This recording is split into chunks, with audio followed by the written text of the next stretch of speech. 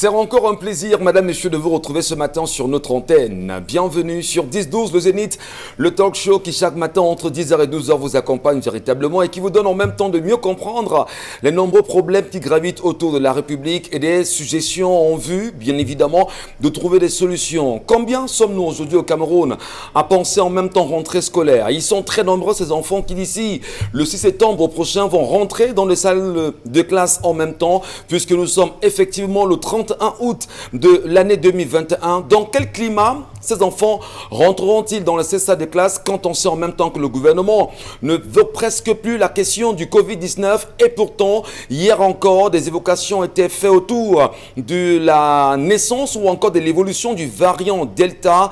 Dans quel climat nos enfants retourneront-ils dans les salles de classe? Quel est le programme effectif mis en place et surtout les engagements du ministre des enseignements secondaires, voire même de l'éducation de base pour permettre à ces derniers de rentrer en classe dans de bonnes conditions sanitaires. L'une des questions qui semble en même temps tarauder les esprits et qui énerve aujourd'hui les Camerounais, notamment les parents d'élèves qui, selon des informations en notre possession, sont prêts dans les heures qui suivent ou encore dans les jours qui suivent à descendre dans les rues à Yaoundé et dans le Mungo, c'est la question des APE, Association des parents d'élèves et d'enseignants. Comment comprendre aujourd'hui que les coûts soient exorbitants et énervent en même temps les parents qui estiment que dans certains établissements du Cameroun, on est à 55 000 francs CFA en matière en coût, en ce qui concerne bien sûr le coût des APE et 7 500 francs CFA pour les inscriptions des enfants. Alors les parents estiment jusqu'à présent que rien n'est dit autour de la gestion de ces montants, aucun bilan n'a été fait pour l'année écoulée et qu'on ne peut avoir aucune lisibilité, voire transparence sur ce qui a été demandé aux parents dans ces établissements à la fois publics mais surtout privés et même laïques. En quoi est-ce que l'APE serait obligatoire aujourd'hui au Cameroun? Quelle est la disposition légale issue des textes du Cameroun qui imposerait à chaque parent du Cameroun à payer l'APE dans les établissements? Où en sommes-nous? La question crée beaucoup de colère et il est important, madame, monsieur, de se méfier véritablement si ces parents décident de le faire comme ils l'ont déjà annoncé depuis hier soir, à descendre dans les rues de Yaoundé pour se faire entendre ou encore ici dans le Mungo. Madame, monsieur, nous garderons le regard, on va dire, sur cette question qui est hautement crucial. Parlons en même temps du ministre de l'administration territoriale, Paul Atangandi. Il y a quelques jours encore, il faisait savoir que les associations qui œuvrent au Cameroun devraient absolument se faire recenser à nouveau dans ces offices. Eh bien, la question en même temps divise pas mal de Camerounais qui, ici, ont le sentiment que le ministre de l'administration territoriale semblerait encore faire parler de lui en amenant ces associations qui militent en faveur des droits de l'homme et des libertés au Cameroun à se taire face aux atrocités que le Cameroun traverse aujourd'hui. Des sujets majeurs, on en parlera, quoi qu'il en soit. Aux côtés de Charles Amel Bachou, Bonbon Bengan Kandji, Dominique Audrey Yengelek et Isabelle Karazupet, on sommes unis encore ce matin pour la même mission, la belle, la meilleure, l'exemplaire. Vous servit, nous y sommes jusqu'à 12h. Bonbon Bengan Kandji, très heureux d'être avec vous ce matin. C'est un plaisir d'ailleurs, depuis, je sais combien d'années, 6 ans, 7 ans, vous êtes avec nous sur le Zénith, c'est ça? Oui, depuis le début du Zénith. Depuis le début du Zénith. Et chaque jour, vous apportez bien sûr votre contribution à parfaire le Cameroun avec des faits d'histoire, des faits du présent pour mieux lire le futur. Bienvenue ce matin.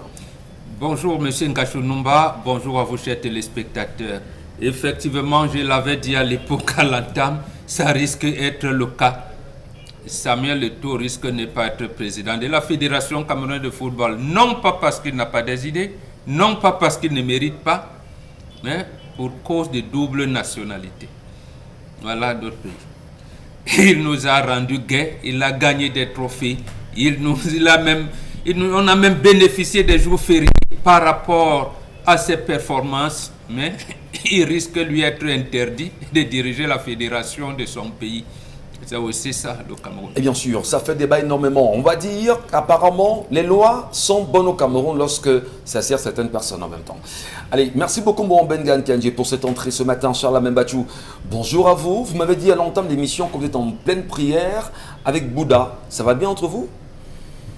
Je suis très triste ce jour, monsieur Michel Ngachou. Pourquoi? Parce que les églises sont en train de se préparer à briser des familles Les églises sont en train de briser sérieusement des familles. Mais là même encore, c'est pas grave. Je donnerai les noms bientôt, M. Michel Gatchou. Dans le département du Ndé, une élite achète un village. Une élite achète un village. Le Ndé n'est même pas déjà grand. L'Ouest même n'est pas déjà grand. Si vous avez besoin de 3000 hectares, vous ne pourrez pas l'avoir. Dans l'Ouest, il faudrait colmater dans plusieurs villages. Mais une seule élite se prépare à acheter un village pour des constructions. Les enfants de ce village construiront où? C'est pour faire des domaines, lancer les ranchs, faire des zones de découverte, parce que les jeunes ne veulent pas construire. Vivement que les chefs traditionnels se remettent en question, parce que bientôt ça va se faire dur dans ces différentes zones où vous avez des élites qui prennent 1, 2, 3, 4 hectares, ne donnant pas la possibilité aux autres de pouvoir s'installer. Incroyable. On en parlera. Allez, c'est toujours un plaisir d'être avec elle chaque matin, madame, messieurs. Isabelle Carole Zopet, bonjour. Bonjour à vous, Michel. Je ne trahis pas de secret. En venant, je vous écoute à la radio, fièrement. Le débat était très houleux avec des femmes. Avec vous et nous, mesdames, un programme porté sur les antennes Radio Equinox entre 9h et 10h. Et là, vous parlez quand même d'un sujet assez exceptionnel. Une affaire de retour de couche. Je pense qu'on est dans le même sujet. À quel moment aller avec la femme après l'accouchement? C'était fort quand même. Hein? Des femmes et tout ce qui va. Non, vous l'avez apporté un débat public. Dieu, mon fils, nous frère. Vous nous dites à quel moment on doit vous prendre. Oui, ben, nous écoutions à la radio. On n'a pas invité les hommes à ce débat. Et tous les matins entre 9h et 10h, oui, c'est sur la meilleure des fréquences, la 93 FM, Radio Equinox, ça se passe. Et donc, avec les femmes, on aborde pas mal de sujets. Beaucoup plus des sujets qui secouent les couples, qui les interpellent et qui secouent les hommes. Secouent les hommes. Vous avez une rubrique à l'Okombosa. On ne vous suit pas. Qui se Mais qui fait retourner le coup? C'est aussi un canal par lequel les femmes revendiquent. Ah ben là, mais parce qu'il y en a qui jouent la sourde oreille et puis on peut profiter. Non, je vais dire honnêtement, Isabelle, que ce matin, moi j'étais surpris dans la voiture, en chemin. Moi, j'écoutais des femmes qui vous disaient vraiment, il faudrait que moi après, que mon mari reprenne, on va dire, ce qu'il a laissé. Donc, il vous disait que le lendemain même de l'accouchement, il faut le faire. Mais là, c'était compliqué. Mais il y en a qui disaient qu'il faut attendre également 6 mois. Voilà. Il y en a qui disaient qu'il faut... Je vous ai dit quoi ici hier? Croyez-moi, j'ai on dit a que marre. 2 mois de fuite, 6 mois d'attente, ça fait 8 mois. On équilibre. Merci beaucoup. Familiale traditionnelle. Allez, Dominique Audrey, bonjour à vous, bienvenue ce matin. Plaisir de vous retrouver. Bonjour. Tout en rose ce matin. Orange. Orange, autant par moi. Autant pour moi. Orange. Les couleurs. L'orange. Oui. Ça traduit quelque chose certainement. Oui, l'état d'esprit. Généralement, la couleur, les couleurs qu'on arbore, même de façon inconsciente, traduisent l'état d'esprit dans lequel on se trouve. Et chez les traditionnalistes, ou bien, oui, disons ça comme ça, les couleurs ont une signification particulière. Bon, moi, je ne connais pas la signification, je sais juste que dans ma tête, c'est orange. On y reviendra. Voilà. Donc, ce matin, Michel Gatchou, on célèbre la journée internationale de l'overdose. Overdose, certainement, de produits... de stupéfiants. Et il y a quelques jours, dans différents téléphones, on recevait des messages du Minpostel qui disaient que le Cameroun est en train de s'occuper des jeunes par rapport à ça, je ne sais pas trop quoi, un ramassis de... L'overdose. Voilà, pour dire que la jeunesse camerounaise qui se dope ne se dope pas à travers les téléphones. Il faut sortir de vos bureaux, laisser les opérateurs de téléphonie par lesquels vous envoyez les messages, parce que c'est sur le terrain qu'il faut mener des campagnes, mener des combats pour que les plus jeunes arrêtent de se doper et non à travers vos messages à la con là. L'État camerounais pense à la jeunesse, il faut arrêter de vous droguer. Merci beaucoup Dominique Audrey. Madame, je n'oubliez pas, Emmanuel Wapi, qui est notre réalisateur, vous permettra bien sûr d'avoir, on va dire, le relais avec nous à travers ce message qui s'affichera au bas de l'écran. C'est-à-dire il y aura un numéro tout à l'heure qui sera inscrit. Vous prendrez la peine de nous envoyer vos nombreux messages et vos nombreuses réactions aux sujets qui seront évoqués ce matin, comme le veut la tradition. Et la tradition voudrait en même temps qu'on aille très vite savoir ce que Dominique nous servira ce matin en matière d'histoire du jour. Dominique Audrey. C'est une histoire, disons, rocambolesque, parce que c'est... Si c'est toi qui dis ça. Oui. Les hommes vont tout nous montrer. Hein. Donc, c'est un monsieur qui vient se plaindre de sa femme. Le mariage date de très très longtemps puisqu'il y a à la solde 7 enfants qui sont nés de cette union. Le monsieur raconte que jusqu'aujourd'hui, jamais au grand jamais, il y a véritablement eu de problème avec sa femme, si ce n'est les petits disputes de couple là, on se boude une semaine, on se parle ensuite et tout. Donc les problèmes, ça n'a pas manqué, mais pas d'incident majeur qui ait nécessité ce qu'il a découvert par la suite. Il dit qu'il n'est pas parfait. Vraiment, c'est un homme dans tout son état de nature. Sa stature. Voilà. C'est l'homme qui parle. Oui, c'est l'homme qui parle. C'est lui qui se plaint en fait. Oui, c'est lui qui vient se plaindre. Donc, il dit qu'il ne sait pas trop ce qu'il était en train de fouiller dans sa chambre. Hein. Vraiment, il fouillait quelque chose. Et il est tombé sur un journal intime. Visiblement, puisque ce n'est pas le sien, et que c'était dans la chambre qu'il partage avec sa femme, logiquement, c'était le journal de sa femme.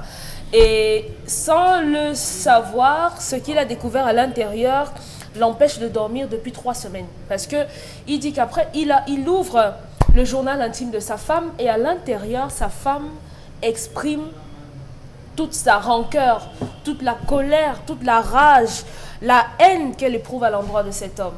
À quel point elle le déteste, à quel point il étouffe sa vie, à quel point il obscurcit le ciel de sa vie, à quel point elle aimerait qu'il meure. Et rendez-vous compte que s'il vous plaît, le monsieur... Est le mobile. Il n'a pas lu le mobile. On avance, Charlamel, on avance. Non, c'est le monsieur... Oui, on va revenir. Les questions seront Oui, posées. le monsieur dit à l'intérieur que sa femme a essayé... Il y avait des scènes où elle racontait ou bien je le tue en lui donnant la rate à chop d'ail, ou bien je l'étouffe pendant son sommeil, ou bien je lui verse de l'eau chaude, ou bien je lui mets du piment et tout. Donc elle a monté des scènes au travers desquelles elle a décidé qu'il pourrait. Donc depuis qu'il a vu ça, dans la réalité, il n'y a pas de problème. Absolument. Sa femme fait à manger, elle est douce, elle est respectueuse, elle est soumise, elle est parfaite. Mais dans son journal, elle nique sa race. Mais elle dit au moins ce qui s'est passé pour qu'elle en arrive là. Est-ce qu'elle donne au moins des raisons pour lesquelles... Non, elle ne dit rien. Elle ne l'aime pas. Elle ne l'aime pas. Elle ne l'aime pas du tout. S'il vous plaît, son journal intime date de quand? Elle nous a donné la date. Le dernier écrit date de midi, d'il y a 2 semaines, parce qu'il dit que depuis qu'il a lu ça, il ne dort pas. Il a peur. Et le premier, c'est quelque chose qui est récent? Ça fait longtemps? Non, ça fait très longtemps sur la durée. Donc c'est un registre déjà plein? Quasiment. Charles Armel. Non, on veut seulement comprendre. Bien sûr, c'est question attentatoire. Et elle marque les dates. Oui, bien sûr, on marque toujours les dates. Donc le monsieur est un peu... il est... voilà, embêté, il a peur. Ne sait pas trop. Est-ce qu'il reste avec cette femme? Parce qu'il a même essayé de poser le problème, poser la situation. Ma chérie, est-ce qu'il y a un problème? Sans lui dire directement que je suis tombée sur ton journal. Mais dans le livre, je veux comprendre, hein, dans le livre, c'est quoi? Qu'est-ce qu'elle reproche? Ou bien qu'est-ce qui se passe? Ou bien c'est une elle fiction? ne l'aime pas. C'est une fiction? C'est juste un roman qu'elle écrit ou bien c'est quoi? Certainement. Peut-être elle écrit un roman. Elle cache pourquoi elle veut le tuer. Elle ne l'aime mais pas. il dit seulement que je veux le tuer. Il est un peu nanti. Il a tout. Non, il n'a rien. Excusez-moi d'en rire parce qu'à un moment donné, c'est un peu le fort quand même. Personne ne dit rien. Oui. Comment on peut vivre avec une femme Ouais, non. avec qui on est supposé partager, on va dire, des jours heureux, et que plus tard, cette femme, justement, soit celle qui a inscrit dans son journal intime qu'elle envisage quand même en finir avec vous. La question finale, Michel Gachou, Voilà. est-ce qu'on a le droit de fouiller le journal intime de sa femme? A-t-on le droit de lire dans le journal intime de sa femme? Écoutez, moi je sais qu'on m'a appris à l'école déjà à tout lire. Tout ce que je retrouve, je dois lire pour apprendre, pour mieux m'informer, pour mieux me cultiver. Et la curiosité. La curiosité. Grave. On est journaliste. Non, les enfants, lisez. Voilà. Soyez curieux. A-t-on le droit d'espionner le téléphone de son mari? Voilà. C'est Peut-être c'est des ramifications qu'on pourra en faire ce matin. Voilà. En tout cas, on va tenter de comprendre. Est-ce que vous, madame, vous avez le sentiment que vous vivez avec votre mari et que finalement vous ne l'aimez pas? Ou encore, monsieur, avez-vous découvert que votre épouse, votre femme, celle qui vous accompagne chaque jour, fait semblant de vous aimer au fond et ne vous aime pas? Et à l'histoire justement ressuscitée par Dominique Audrey, comment trouver des solutions à ça lorsque l'homme tombe quand même sur le journal intime de sa femme et se rend compte que celle-ci pense des projets, on va dire à des projets, mais on va dire sataniques à son endroit. Vouloir quand même en finir avec lui dans le sommeil, donner un poison, penser au piment. C'est pas trop. Ça nous fait penser à une fameuse histoire quand même, Isabelle Carrosse de Pète. La fameuse histoire Madame Dikoum. Ça vous revient? Où l'homme rentre chez lui le soir, tout est bien, ignorant qu'en fait dans cette maison, La femme avait dissimulé des tueurs qui devaient en finir avec lui cette nuit, ce qui a été fait et le corps a été jeté dans le lac central. C'est à la Sanaga, ça? Sanaga ou la centrale? Non, le lac ça. La centrale, voilà, effectivement. Parce qu'il y a des Koum, il y a le Ngan, il y a... Voilà. Avant, il y a même des antériorités. Il y a une association des veuves joyeuses. On en parlera. Alors, Isabelle Carole, vous posez la question de savoir si c'est une fiction. Peut-être que vous ne comprenez pas grand-chose à ça. Mais qu'est-ce qui peut, à votre avis, animer une femme à penser pareillement au point d'en mettre cela en écriture? Je tente de comprendre, mais jusqu'ici, ce problème me semble très fermé. Fermé parce que dans ce livre en question, elle ne dit pas clairement, voici ce que je reproche à mon mari. Je ne sais pas déjà dans combien d'années de mariage on est en train de parler, d'une histoire d'amour qui date de combien de temps. Cet enfant, c'est déjà... Plus d'une vingtaine d'années. Alors, comment au bout d'une vingtaine d'années, on peut se retrouver en train de parler de la sorte d'un homme? Moi, je dis toujours, le mariage, ce n'est pas un arrangement, c'est un engagement. On prend l'engagement d'épouser quelqu'un. On prend l'engagement d'aimer quelqu'un. Et dans cet engagement, il y a soi-même, il y a ses pensées, il y a ses convictions, il y a le oui qu'on exige à la mairie. Ouais. D'aucuns arrivent devant monsieur le maire et sont plutôt intéressés par tout ce qu'il y a tout autour comme décor et autres gymnastiques, mais oublient l'essentiel. Certes, vous avez déposé les bancs de mariage, vous avez annoncé tout, mais ça n'exclut pas au maire de demander est-ce que vous voulez épouser telle personne, parce qu'on veut entendre ce oui. Ce oui qui est symbole d'engagement, ce oui qui est symbole de ce que, ok, officiellement vous l'acceptez, vous le dites aux yeux du monde et des hommes, vous l'acceptez. Du moment où cet amour malheureusement a tari, parce que c'est ce qui peut arriver, ça il faut le savoir, autant mieux libérer le plancher et laisser l'enfant des gens, comme on dit très souvent. L'amour peut tarir, c'est ça. L'amour peut tarir. Au point de vouloir L'amour tuer peut tarir. L'amour peut tarir parce que l'amour c'est une flamme. Et une flamme qu'il faut raviver. Donc, vous n'allez pas dormir sur vos lauriers en disant ok d'accord, je l'ai épousée, elle est là, elle est ma femme, par conséquent, elle ne pourra plus me quitter ou elle va toujours m'aimer. Bien au contraire, il faut toujours mettre tous ces éléments importants pour que la relation puisse toujours être assez stable. Parce que le plus dur, c'est pas de pouvoir sceller l'union. Ouais. Le plus dur, c'est de maintenir la flamme. Et c'est à ce niveau que beaucoup de personnes flanchent et s'égarent. Quitter, vous dites très bien. Partez, ça ne va plus. Mais penser tuer, qu'est-ce qui peut animer votre état d'esprit? Qu'est-ce qui peut vous animer en tant qu'être humain? Penser tuer, c'est En tant que atroce. femme? C'est un crime qui est condamnable même à la limite. Pour vous dire que c'est des choses répréhensibles que la société ne tolère pas. Que ce soit votre mari, votre enfant, qui que ce soit, ce n'est pas tolérable. Même pour vous-même, on ne tolérerait pas que vous vous suicidez. Donc combien de fois vis-à-vis d'une autre personne? Donc je dis, on entame ou alors on va par des moyens pacifiques. Et si ça ne marche pas, vraiment on se dit, ok d'accord, je prends la porte. Parce que vous n'allez pas dire à un homme qui est dans une maison de tomber sur un livre ou encore un cahier bizarre et tout, et ne pas s'arrêter un instant. Ça pouvait être autre chose, n'importe quoi. Donc il a l'obligation morale, entre guillemets, de jeter un coup d'œil pour savoir de quoi il est question. Et puis il tombe sur le fait que, peut-être que cette femme ne l'a jamais aimé, on a l'impression qu'elle a été contrainte d'épouser le monsieur, ou alors elle s'est retrouvée dans un mariage où au départ, parce que les hommes aussi sont capables de ça, on vous fait miroiter tout et vraiment tout. Une fois à l'intérieur, vous êtes étonné que c'est ce Michel que j'ai connu hier, avant-hier, qui aujourd'hui est une autre personne. Michel est un homme parfait, je vous en prie. Non, J'ai remarqué que depuis le début de la semaine, tous les exemples vont sur. C'est incroyable. Pourquoi Michel? Il y a Sébastien, il y a Charles, il y a, voilà. Non. Emmanuel. Il y a Carlos. Emmanuel, Il y a Emmanuel. Voilà. Donc, je me dis, il faut dans ce couple le dialogue. Parce qu'une fois qu'un homme voit ça, il perd le sommeil. Parce que là, vous n'êtes plus en sécurité. Ouais. Vous n'êtes plus en sécurité. La femme avec laquelle vous êtes, une fois que vous vous retrouvez près d'elle la nuit, vous avez l'impression qu'une fois les yeux fermés, oui, bien sûr, elle pourra malheureusement se livrer à des actes pas corrects. Donc, à la place de cet homme, encore ce que je recommande à cet homme, c'est d'entamer à l'instant le dialogue avec sa femme.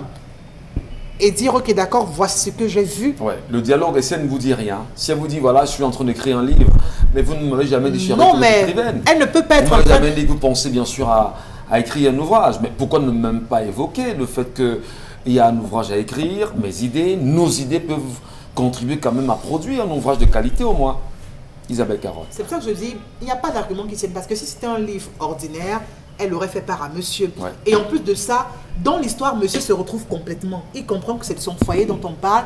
Il comprend que c'est lui également qui est le personnage principal. Absolument. Donc, si elle avait relaté une autre histoire, il aurait compris, ok, d'accord, peut-être ma femme s'ennuie à la maison et elle se prête à ce genre d'exercice. Mais là, se retrouver complètement, il comprend qu'il est en danger. Il peut être en danger, mais finalement, où se trouve la solution? Où se trouve le problème fondamental? Devrait-on vivre avec des femmes dont on devra en avoir peur à chaque fois et qui vous laissent croire que tout va bien? Dominique Audrey, oui, au début de la sagesse. Ayez peur des femmes. Ayez peur des femmes. Vous le dites très bien ce matin. Elles vous regardent ce matin, Oui, il faut avoir elles vous peur des diront, vous ne plaidez pas pour nous, nous plaidons pour nous-mêmes. Parlez pour vous, Dominique Audrey. On aura encore Dominique Audrey ou pas? Bien sûr qu'il Peut-être faut avoir comment peur. elle a fait pour que cet homme-là passe nuit bien. Voilà. Non, essayons de comprendre justement qu'est-ce que vous comprenez de l'histoire. Les versets bibliques. Il dort.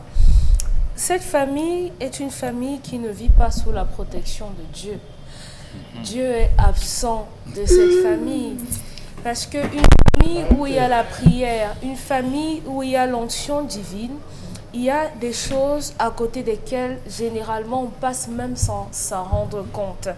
Le journal intime, de façon ramassée, de façon brève comme ça, c'est une sorte d'autobiographie où on transcrit généralement ses douleurs, ses pensées, ses doutes, ses envies, ses angoisses. Et le journal intime, tout le monde devrait en avoir parce que ça permet de faire une sorte d'introspection sur nous. Le journal intime n'est pas simplement un truc qu'on va cacher pour que personne ne lise. Non, vous pouvez traverser une période qui est difficile. Et si vous transcrivez ça, la prochaine fois que vous reviendrez lire, vous pourrez prendre un peu de recul et et ça va vous permettre de pouvoir réfléchir un peu mieux. Donc le journal intime, à la base, c'est quelque chose de bien. C'est votre psychologue, hein? Qui ça? Le journal intime. Oui, notre oreille. Votre thérapeute. C'est une sorte d'oreille parce que ça écoute. Ça écoute sans forcément vous répondre. Et après, lorsque vous lisez, vous vous dites, mais attendez, donc, ça veut dire que je suis passé par ça, je suis passé par ça, parce qu'on a tous des moments de doute, des moments de douleur. Et vous savez pertinemment qu'on ne dit pas tout à tout le monde. On ne se confie pas forcément à tout le monde. Et ça va pouvoir Et dans ce cas, votre mari, c'est quoi? Enfin, l'équipe ou que vous ne vous confiez pas à lui? Ce n'est pas pour que vous fermé. ne dites pas exactement pourquoi dites tout? vous semblez de Vous remonter. dites tout? Je dis tout. Vous êtes sûr que Tout vous et dites tout? Complètement. Michel Ngatou dit tout. Je dis tout. Venez voir Parce qu'on le Yengalek. regarde aujourd'hui. Venez voir Yengalek. On vous Parce qu'on le dira si regarde à la Michel télé Ngatou dit aujourd'hui, tout. il va tout dire. Uh-huh.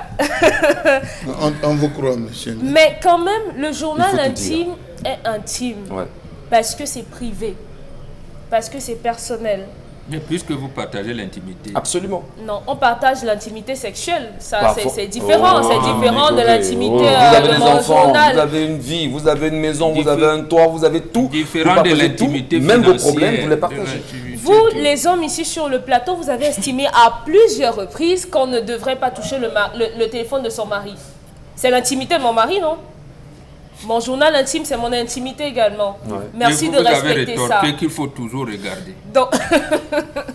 Donc cette femme, si on essaye d'interpréter les propos, n'est pas dans ce mariage par amour.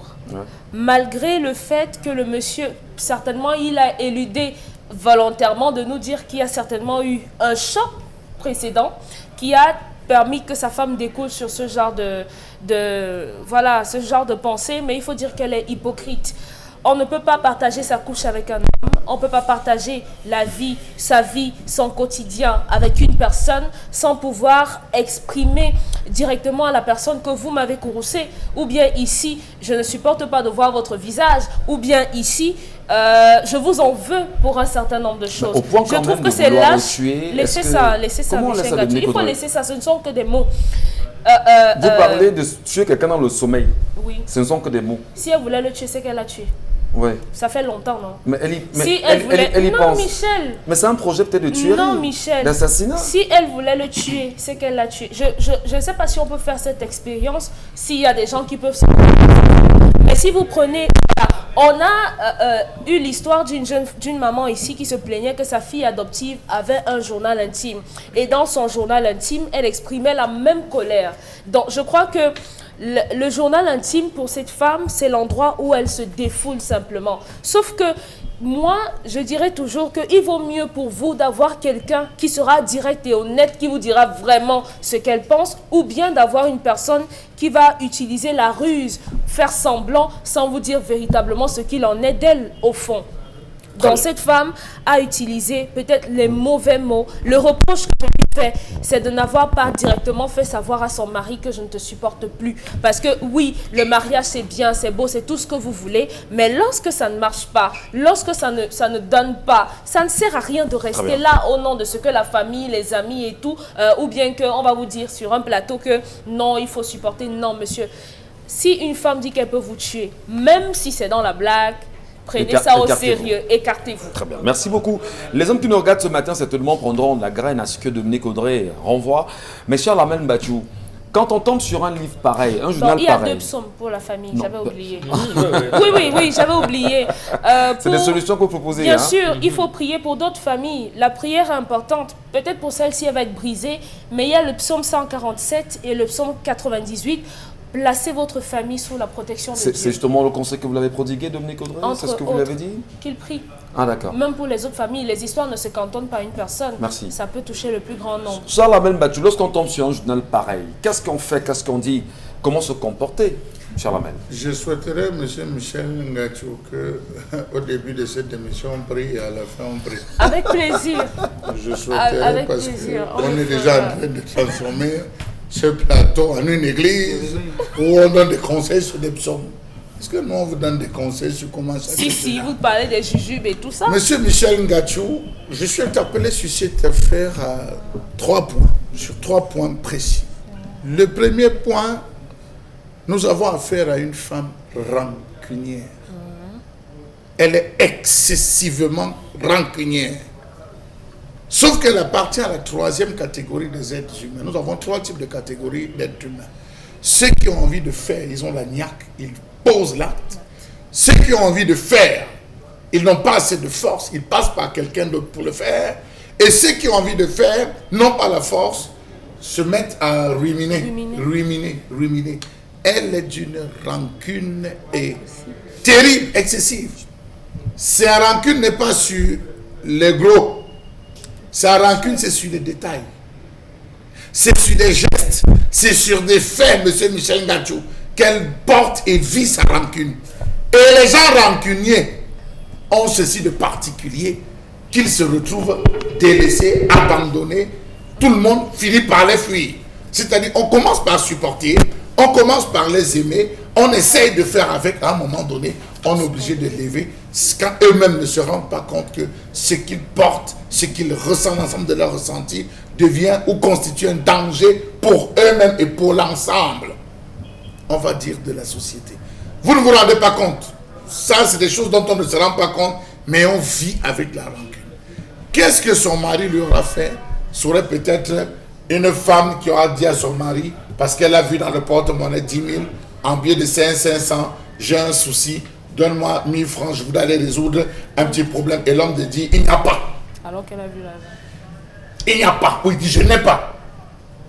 Ce je n'ai pas devient un problème que vous ne pouvez pas contrôler. Absolument. Vous ne pouvez pas. Elle va garder une rancune à telle enseigne que vous, tout ce que vous allez, par exemple, je dis bêtement n'importe quoi, elle vous dira, je n'ai pas pu avoir, vraiment, je ne peux pas faire ça. Vous l'envoyez même faire quelque chose, une commission, elle va dire, je suis arrivé, je n'ai pas trouvé la personne. Pourtant, elle est arrivée, elle a trouvé la personne. Vous voyez, la rancune, ce désir de faire du mal, ce désir qui anime l'être, ça peut être combattu, monsieur Michel Ngachou. Ça peut être combattu, contrairement à ceux qui pensent que, n'est pas parfait, hein, à ceux qui pensent que c'est un démon qu'il faut exorciser parce qu'on a donné tout un tas de démons aux gens. Monsieur Michel, c'est une attitude, c'est une façon de penser. L'autre chose, la femme va jusqu'à dire qu'elle est prête à donner la rate à Tchokdaï. Ça m'amène ici à interpeller le gouverneur de la région du littoral parce que de plus en plus, nous avons des suicides dans cette ville. Nous avons des morts inexpliquées avec des femmes qui empoisonnent les enfants de leurs voisines, avec des femmes qui empoisonnent leurs maris. Vous avez des vendeurs d'Arat à Chokdaï qui ne cessent de naître tous les jours. En une journée à Bonacqua, moi je peux en compter 20. Et différents qui passent. Quelle est l'usine où on fabrique ces différentes compositions? À la portée de tout le monde, on peut l'avoir. Il faudrait qu'on définisse désormais un cadre dans lequel on devrait commercialiser ce produit et non plus le retrouver n'importe où, n'importe comment et dans les mains de n'importe qui. Vous avez des femmes, M. Michel Ngachou, qui peuvent préparer la nourriture. Et dans votre nourriture, chaque fois qu'elle prépare, elle laisse couler ses larmes. Elle pleure pendant qu'elle vous fait le couscous. Les larmes tombent dans ce couscous. Vous mangez, vous avez mal au ventre. Vous avez des difficultés, vous ne savez pas d'où ça vient. Vous avez des femmes avec qui peuvent vous donner le sexe, alors qu'elle ne vous aime pas. Elle est couchée sur votre lit tous les jours. Elle sexe avec vous. Elle ne ressent rien, pas de plaisir. La preuve, on a eu à rencontrer des femmes qui ont fait 10 ans de mariage et qui n'ont jamais eu l'orgasme. Qui ne savent pas ce que c'est que l'orgasme. Le mari ne sait pas faire. Monsieur Michel Ngachou, vous avez des femmes avec qui vous pouvez sourire de lundi à lundi, mais au fond, elles vous méprisent. Au fond, elles ne vous aiment pas. Au fond, elles ont de la haine. C'est quoi donc l'intérêt de Oui, monsieur Michel Ngachou. Monsieur Michel. Mais détachez-vous, allez ailleurs. Qui va se détacher? Mais vous, la femme. Mais monsieur Michel Ngachou, c'est une bonne femme. Qui fait quoi? Elle prépare. Elle aménage la maison, elle fait tout. Mais elle ne vous aime pas. Oui, elle ne ressent rien pour vous. Et il y a d'autres qui ont même le courage parfois de vous dire, je te donne, mais je ne ressens plus rien. Oui, mais quand vous le dites déjà, vous êtes marié. Je ne ressens plus rien. Vous avez cet enfant. Oui, c'est pas un souci. Donc vous êtes marié. Mais le drame, c'est à quel niveau? Même si Mbombo Mbenga le dit très souvent sur ce plateau, qu'il faudrait qu'on apprenne à gérer, on va dire, les contraires en même temps. Mais si vous avez le moindre sentiment de ne plus bien vous sentir dans ce couple et que vous l'exprimez d'une manière ou d'une autre, moi je vous accompagnerai simplement. Première chose, monsieur Michel Ngachou, il a découvert ce livre ne lui appartient pas. Pas du tout. C'est pas son livre. Oui. S'il sort ce livre à la lumière, il expose sa femme et il commence à creuser lui-même sa propre tombe parce qu'il aura mis tout ce qu'il ne devrait pas mettre. S'il décide de conserver ce livre, ce sera à tort parce qu'elle va chercher ce livre et elle se rendra compte qu'il a pris. Dans certains, même, il y a des filles qui disent, dans certains livres que j'ai eu parfois à attraper, M. Michel Ngachou, on dit si n'importe quoi m'arrive, demandez-lui. C'est lui qui est la cause de ma mort. Si jamais je meurs un jour, il faut lui demander, c'est lui le sorcier qui m'a tué. Vous êtes là, non, M. Michel Ngachou, vous êtes ignorant.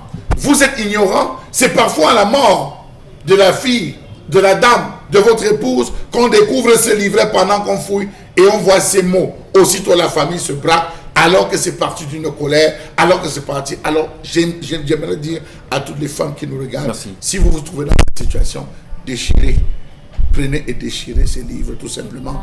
Ouvrez le dialogue. L'Afrique, on n'écrit pas, on ne consigne pas, on discute. Voilà, très bien. Alors, deux personnes qui ne s'entendent pas, c'est des personnes qui n'ont pas causé ensemble en Benga. Vous le dites très souvent sur ce plateau. Alors, comment une dame peut avoir de pareilles idées? Même si au courant de son mariage, elle a pris quand même la peine de les mentionner. Pourquoi ne pas s'ouvrir au dialogue et penser haine profonde? D'abord, je vous ai dit, avant de s'engager dans le mariage, il faut faire l'ongambi. Il faut savoir quelle est la personne que je m'engage à avoir à côté de moi. Ça commence par les phénomènes qu'on connaît, ce qu'on connaît, c'est-à-dire la transmission de l'information entre les mamans, entre les deux familles, pour savoir que ma fille, elle est sournoise, elle ne parle pas généralement, elle ici, quand elle s'énerve, c'est très grave. Une autre vous dira que ma fille, même si tu l'entends parler, bon, il faut généralement la laisser parler quand elle est fâchée. Pour elle, ça finit là. Son ventre n'est pas un magasin.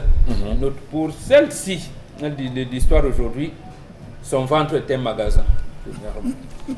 Deuxièmement, elle est l'incarnation. Donc c'est un esprit, j'allais dire maléfique, qui revient. Et cet esprit qui a tendance à tuer. Mais donc la mission est de se réformer. Donc elle est porteuse d'un esprit... Oui, elle est, je veux dire, elle est l'incarnation d'un esprit qui était un tueur. Et elle est revenue en fait pour se réformer. Pour se réformer, pour ne plus tuer. Comment reconnaître ça, bon? Mais on reconnaît par des théories dont on vous parle souvent. Il y a la théorie des catastrophes de René Thom, ce qu'on appelle la bifurcation d'attraction. Bon, ça va être rébarbatif pour vous. Ouais. Il y a la théorie cosmologique du tout. Voilà, bon, ça existe dans les mathématiques et les sciences africaines. Dans l'Ongambi, on voit tout ça là-bas? Oui, dans l'Ongambi, on voit. Il y a la théorie, par exemple, des structures dissipatives d'Ilya Prigogine. Ça existe. Donc, vous allez étudier votre femme et laisser. Donc, je vais dire, par exemple, comme le monsieur, il faut aller vite. Non, dormez, cher monsieur, je comprends. C'est-à-dire que c'est pas facile. J'ai d'ailleurs eu ça avec une de mes filles. Ouais. Elle avait un enfant mongolien qui est décédé, malheureusement. Elle rentrait un jour de l'hôpital. À l'époque, il n'y avait pas encore ce qu'on appelle les suivis des enfants autistes au Cameroun. Elle rentrait d'une visite, mais quand je pense qu'elle sortait de Mbalmayo, à l'époque, vous savez, on dit les Chinois sont là-bas, ils font ci, ils font ci. Elle rentre à 2h du matin. Elle trouve son mari au lit avec une voisine. Son mari doit sortir le matin à 4h30 pour aller au travail. Elle a ouvert la porte. Un de ses petits frères a ouvert la porte. Elle s'est couchée au salon avec l'enfant malade. Et c'est elle qui est venue réveiller son mari en disant mais tu risques d'être au travail. N'aie pas peur. Et son mari est levé, s'est lavé, elle est sortie avec la copine. Elle est entrée, elle a enlevé les draps. Bon, elle a posé des draps nouveaux. Elle est montée au lit avec sa femme. Elle n'a rien dit. 6 mois après, c'est son mari qui est venu se plaindre, me dit que ta fille veut me tuer. J'ai dit quoi? J'ai bien demandé à ma fille, mais qu'est-ce qui se passe? Elle me dit, ton beau te dit ce qu'il te dit. Voilà. Ils m'ont tourné comme ça 2 jours pour me dire que non, bon, moi ça ne me dit rien, hein. Je l'ai trouvé avec la petite, bon, moi j'ai mon enfant qui est malade. Bon. Cette femme, en réalité, elle joue le rôle des gens comme les Eza Boto, donc en fait tu peux être sorcier dans le rôle social alors que dans la vie normale tu n'es pas sorcier, mais on va te fuir. Voilà. Elle extériorise ça. C'est généralement ce genre de personnage qu'on amène à écrire des romans. Mais c'est ce genre de romans qui, on les transforme à ce qu'ils ne soient pas des romans, j'allais dire, autobiographiques. Parce que ça peut faire peur. Ça fait d'ailleurs peur. Voilà, donc en fait, ça fait peur. Les réalisateurs sont très souvent pour... C'est pour vous dire, donc en fait, film, hein. C'est ce qu'on appelle découvrir l'unité spirituelle des sciences, y compris la métaphysique qui est une science. Merci. Donc c'est de ça qu'il s'agit. Merci. Mais je comprends, mon fils dort tranquille. De Dieu avec madame, elle ne te tuera pas. Comment dormir, bon Bengan? Comment pouvez-vous dormir, monsieur, justement, dans ce cas-là? Quand vous tombez sur de pareils écrits quand même, vous dormez tranquille? On en reparle. Prenons la Colette tout de suite, signé Charles Membachou.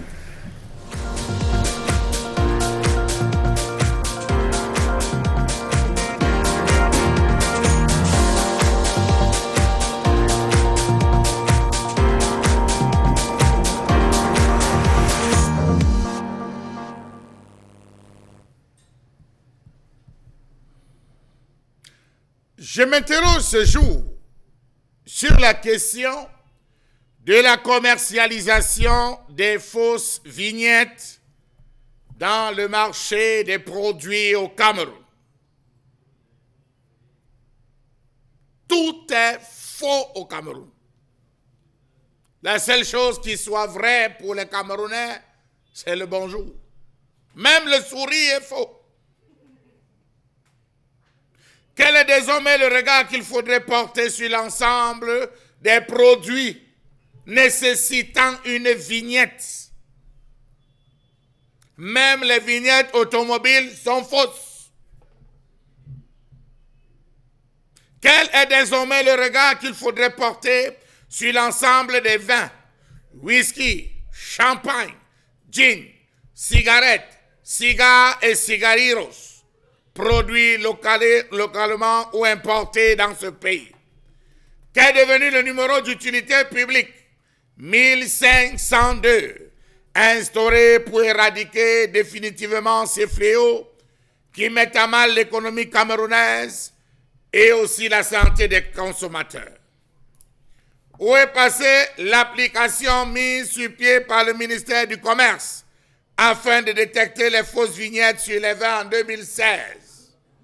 Monsieur le ministre du Commerce, vous avez annoncé signer des partenariats ou des conventions avec une entreprise dont je citerai le nom tout à l'heure, histoire de mettre sur pied une application. Cela devait nous coûter beaucoup d'argent aux contribuables camerounais. Et là, jusqu'à ce jour, on cherche cette application.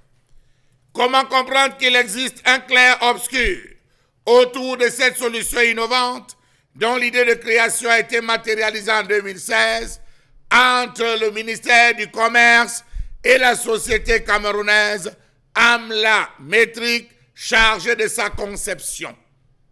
Est-ce que le directeur général de Amla Métrique peut nous dire à quel niveau se situe cette application qui devait nous permettre de pouvoir attraper simplement ou distinguer les fausses des bonnes vignettes? Question. Rapprochez-vous donc de la Brigade nationale de contrôle et de répression des fraudes pour essayer de comprendre comment fonctionne cette application. À ce jour, beaucoup de Camerounais souffrent des problèmes organiques, des problèmes de santé, cirrhose de foie, cancer des intestins, je ne veux pas donner des noms, cancer d'estomac, les poumons endommagés à cause des produits qui ont des vignettes délivrées par le ministère du Commerce. Est-ce toujours le manque d'emploi qui pousse certains Camerounais à se lancer dans ce genre d'activité? Question. À quel moment ces derniers ont-ils perdu toute notion de morale? Comment comprendre que le marché camerounais soit inondé de fausses vignettes? Comment comprendre que des individus conservent par devers eux des vignettes CEMAC, histoire d'estampiller les produits et attester de leur entrée régulière dans le marché de la sous-région? Pourtant, c'est du faux. Comment les propriétaires de ces usines clandestines sont-ils entrés en possession des vignettes CEMAC pour tamponner les produits alors que l'on sait qu'ils ne peuvent être achetés? Les vignettes ne peuvent être achetées qu'auprès du ministère des Finances. Et ce, sur présentation d'un document prouvant l'importation qui certifie que c'est un stock, un vrai stock, un stock reconnu, un stock légal. Mais vous retrouvez les vignettes du champagne sur les vins rouges, les vignettes du vin rouge sur les whisky. On se pose des questions parce que les Camerounais même ne lisent pas. Chaque vignette est destinée à un produit. Par quelle alchimie ces producteurs véreux parviennent à entrer en possession des vignettes et timbres qu'ils apposent sur ces produits s'ils n'ont pas suivi le circuit normal? Tous les secteurs d'activité sont désormais touchés par cette affaire de fausses vignettes. Nous avons dans nos rues des fausses vignettes automobiles qui abondent sur les pare-brises des voitures. Faux matériaux de construction, faux vin, faux whisky, fausses balances, faux documents officiels. Toute une culture de la fraude et de la contrefaçon au Cameroun. Bravo Camerounais, vous êtes des champions milliardaires dans le faux. Selon la Chambre de commerce, d'industrie, des mines et de l'artisanat au Cameroun, le pays perd environ 225 milliards de francs CFA chaque année à cause de cette affaire de contrebande et de vignettes. Chaque contrebandier, chaque contrefacteur sur lequel on met la main, vous découvrez toujours une multiplicité de vignettes. Où achète-t-on ces vignettes au Cameroun si ce n'est en complicité avec les principaux acteurs? Question. Quelle est donc l'identité de ces faussaires? Comment est-ce que les contrefacteurs et autres opérateurs de la contrebande ont réussi à falsifier ce qui avait été présenté par le ministre du Commerce comme étant une forteresse imprenable? Savez-vous que la vignette apposée sur une bouteille sert par exemple à établir la traçabilité du produit en donnant les informations sur son origine, l'importateur et sur un produit dédouané ou pas? Comment comprendre que sur certains produits, Certaines informations manquent de cohérence. Des données censées apporter des informations sur le vin se retrouvent sur la vignette que porte par exemple une bouteille de champagne. Autre aspect donnant lieu à des suspicions, le fait que les écritures de la vignette soient illisibles. Sur un comptoir, nous avons tout. Les bouteilles non estampillées, celles qui sont estampillées par des vignettes comportant 13 caractères dont 3 lettres, celles dont les vignettes ne renvoient à aucune information, ainsi que celles dont les informations ne concordent pas avec le produit estampillé. Savez-vous donc que dans ce pays, on s'est retrouvé à consommer du faux avec des personnes qui passent le temps à commander, à importer pour consommation à domicile et des conteneurs de vin rouge, de liqueur, de whisky, de champagne. Des hommes préfèrent boire ce qu'on a soi-même importé que de boire ce qui est dans la rue parce que tout est faux. La faute à qui? Au ministre du Commerce. Oui, c'est à vous que tombe et c'est sur vous que tombera cette faute parce que vous avez transformé ce pays, décidément, en tout, sauf en un lieu sain. Vous portez bien sûr votre regard ce matin sur le ministre du Commerce, Charles Hamel Bachou. Comment comprendre en même temps l'attitude, on va dire, de la douane camerounaise en réalité? Comment comprendre en même temps le travail qui devait être fait autour du port autonome de Douala avec ces produits qui partent de très loin pour entrer au Cameroun? On va dire même les frontières poreuses du Cameroun. Et qui sont réellement ceux qui sont cachés derrière, on va dire, cette industrie de fausses vignettes au Cameroun? Ça me renvoie à une question évidente, Bon Bengan. À colère exprimée par Charles Hamel Bachou. Au-delà des vignettes, on a même des timbres qui sont faux au Cameroun dans des mairies. C'est reconnu par tout le monde. Voilà, ça rentre dans le même domaine. Finalement, Charles Hamel pense que tout est faux au Cameroun. Tout ce qui est vrai, c'est le bonjour. Et même ce bonjour, il faut en douter. Quelquefois. Ce n'est pas Charles Hamel qui le dit, c'est un constat. Je pense qu'il y avait une mission de contrôle qui a découvert le réseau des faux timbres. C'était à l'époque d'un ministre des Finances dont je ne citerai pas ici. Et on a arrêté quelques personnes qui ont croupi et on a apporté les timbres, comment vous appelez ça, électriques. Oui. Voilà, Oui. timbres électriques avec la machine. Oui. Et voilà, c'est précisément parce que c'est l'administration publique qui a mis en circulation de faux timbres. J'allais dire, les postes de péage routier, tout le monde le sait. Comment vous pouvez être en un poste, vous avez un salaire de 40 000, 40, 50 000 et vous avez des duplex. Donc, il y a ce que Charles Hamel dit, c'est une observation de la société. Donc, il nous a ramené la photographie réelle de la situation. Donc, ce n'est pas pour rien qu'on a été champion du monde de la corruption et du faux en 98 et en 99. Tout est faux. Mais justement, il a bien fait de le relever, vous aussi.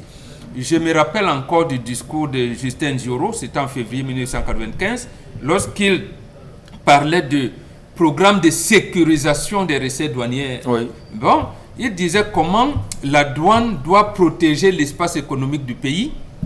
Mais sauf que pour donc donner les moyens à la douane, il dit que la douane ne doit plus rien faire, mais c'est la Société Générale de Surveillance, donc une société suisse à qui on confiait ça. Mais on te dit, mais attendez, il dit oui, au bout de 3 ans. Après 3 ans, on signe encore un agrément. J'ai dit, mais le Cameroun, là, c'est quoi cette histoire? Donc, vous voyez un peu, qu'est-ce qu'on voulait remédier? Après, on vous dit, tout le vin qui sera vendu au Cameroun doit avoir des vignettes, mais qui est donc habilité à délivrer ces vignettes? La structure est connue.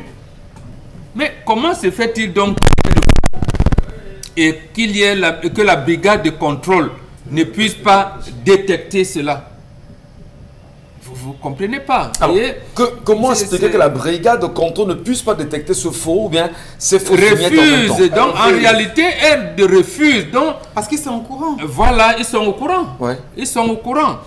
Ils sont au courant. Par exemple, vous pouvez avoir une fête chez vous. Votre sœur qui vient vous là quelques whisky, vous donne, vous rapporte, ou même la présidente de la République qui a ses réseaux de livraison d'alcool. Vous avez quelqu'un, la présidente de la République, parce qu'on lui a dit, bon, on renouvelle le stock, on vous les donne. Et généralement, vous vendez. Et ça maintenant, ceux qui vendent, ceux qui fabriquent leur alcool à Nebel, à Bepanda ou je ne sais pas moi, en Kololoun, La DGRI le connaît, les renseignements généraux de la police connaissent, les renseignements généraux de la gendarmerie connaissent. Donc c'est une volonté reconnue de l'administration à ne pas traquer ceux-là qui sont impliqués dans ce réseau. Le règne du faux a été institutionnalisé. Les opérateurs économiques, les vrais, en ont parlé. Ils ont baissé les bras en disant 80% du secteur de notre économie est dans l'informel. Quand on est donc dans l'informel, c'est quoi? C'est le règne du plus fort qui bouffe le plus petit. Maintenant, comme ça, la même chose se fait. Comment on importe les machines qui fabriquent les faux CD? On sait bien qui a importé la machine. On sait bien où on va installer cette machine au marché Congo. Et on sait bien que va produire les CD piratés. Et bon, et on laisse. Donc, ce règne a été institutionnalisé. Et c'est pour cette raison que nous disons on balaie un escalier en commençant par le haut. Croyez-vous? Oui, mais vous commencez par le bas. Si vous balayez le bas, quand vous balayez le palier ou l'étage suivant, vous allez salir l'étage que vous avez balayé en bas. Donc, on commence à balayer par le haut. Et là, on descend. Qui doit balayer mon Bengan? Le peuple, lorsqu'il sera conscient de sa situation, lorsqu'il sera conscient qu'il a le pouvoir. N'est-il pas conscient au moment donné que ces fausses vignettes portées sur certaines boissons, c'est l'illustration par 1 million que les boissons même sont issues de la contrebande? Non, il faut qu'il constate que, en fait, on est en train de vendre la mort. Lorsque même la Révolution française n'avait pas été pensée, le jour où les Français sont allés, ils ont dit qu'ils ne peuvent pas prendre le petit déjeuner. Ils ne peuvent pas acheter le pain. En fait, ils ont commencé la Révolution. Donc, le jour où le Camerounais sera conscient que, en fait, ce que je vois là, je crois noyer les soucis, mais je suis en train de me tuer. Et bon, à un moment, vous allez voir le comportement changer. Aujourd'hui, il dit qu'il noie les soucis. Donc, alors qu'il se tue. Le fait est assez grave. Pour ne pas en parler, madame, monsieur, qui sont ceux qui sont impliqués dans cette histoire de fausses vignettes appliquées sur les boissons au Cameroun? Comment comprendre en même temps le rôle que devrait jouer la douane, effectivement, dans cette histoire? Parce que très souvent, on peut jeter le dévolu sur le ministère du Commerce qui, en réalité, est le premier sur qui Charles Hamel a pointé un doigt accusateur. Mais comprenons justement le circuit d'arrivée de ces boissons au niveau du port autonome de Douala. Qui sont ceux qui sont appelés justement à appliquer sur ces boissons ces vignettes? Mais surtout, qui sont ceux qui fabriquent ces vignettes au point de ne pas permettre aux Camerounais d'avoir une réelle lisibilité et une transparence sur sa provenance? Madame, monsieur, merci de rester sur Equinox Télé.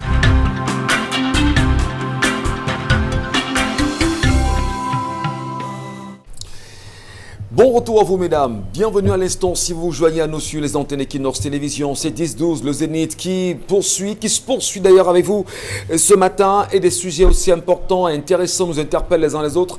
Nous tentons tant bien que mal de comprendre les réalités qui sont imposées à la question de la vignette aujourd'hui au Cameroun. Mais une question quand même évidente.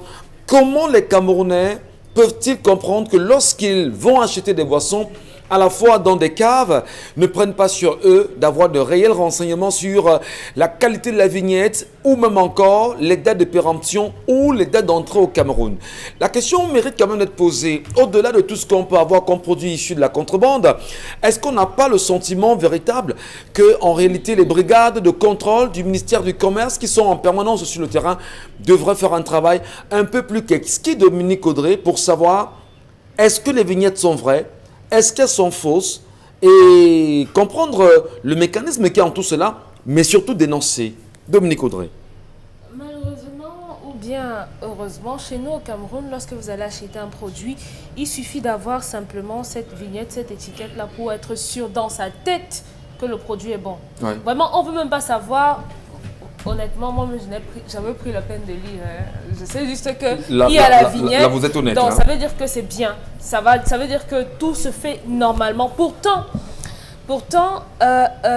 depuis des années, chaque jour, des reportages, même ici à Equinox, ça continue, nous présentent des maisons qui sont improvisées en usine, où vous allez vous trouver des gens qui s'improvisent en fabricant de vin. Prenons le cas des boissons, qui s'improvisent en fabricant de vin rouge et autres, de champagne même. Et ces gens-là ont également à côté des vignettes. Donc non seulement le produit en lui-même, la base, ces vins ne sont pas bons, mais à côté de ça également, ils ont le dispositif nécessaire à poser sur ces boissons-là qui font que lorsqu'un citoyen lambda voit ce produit, il est rassuré de ce que le produit est bon.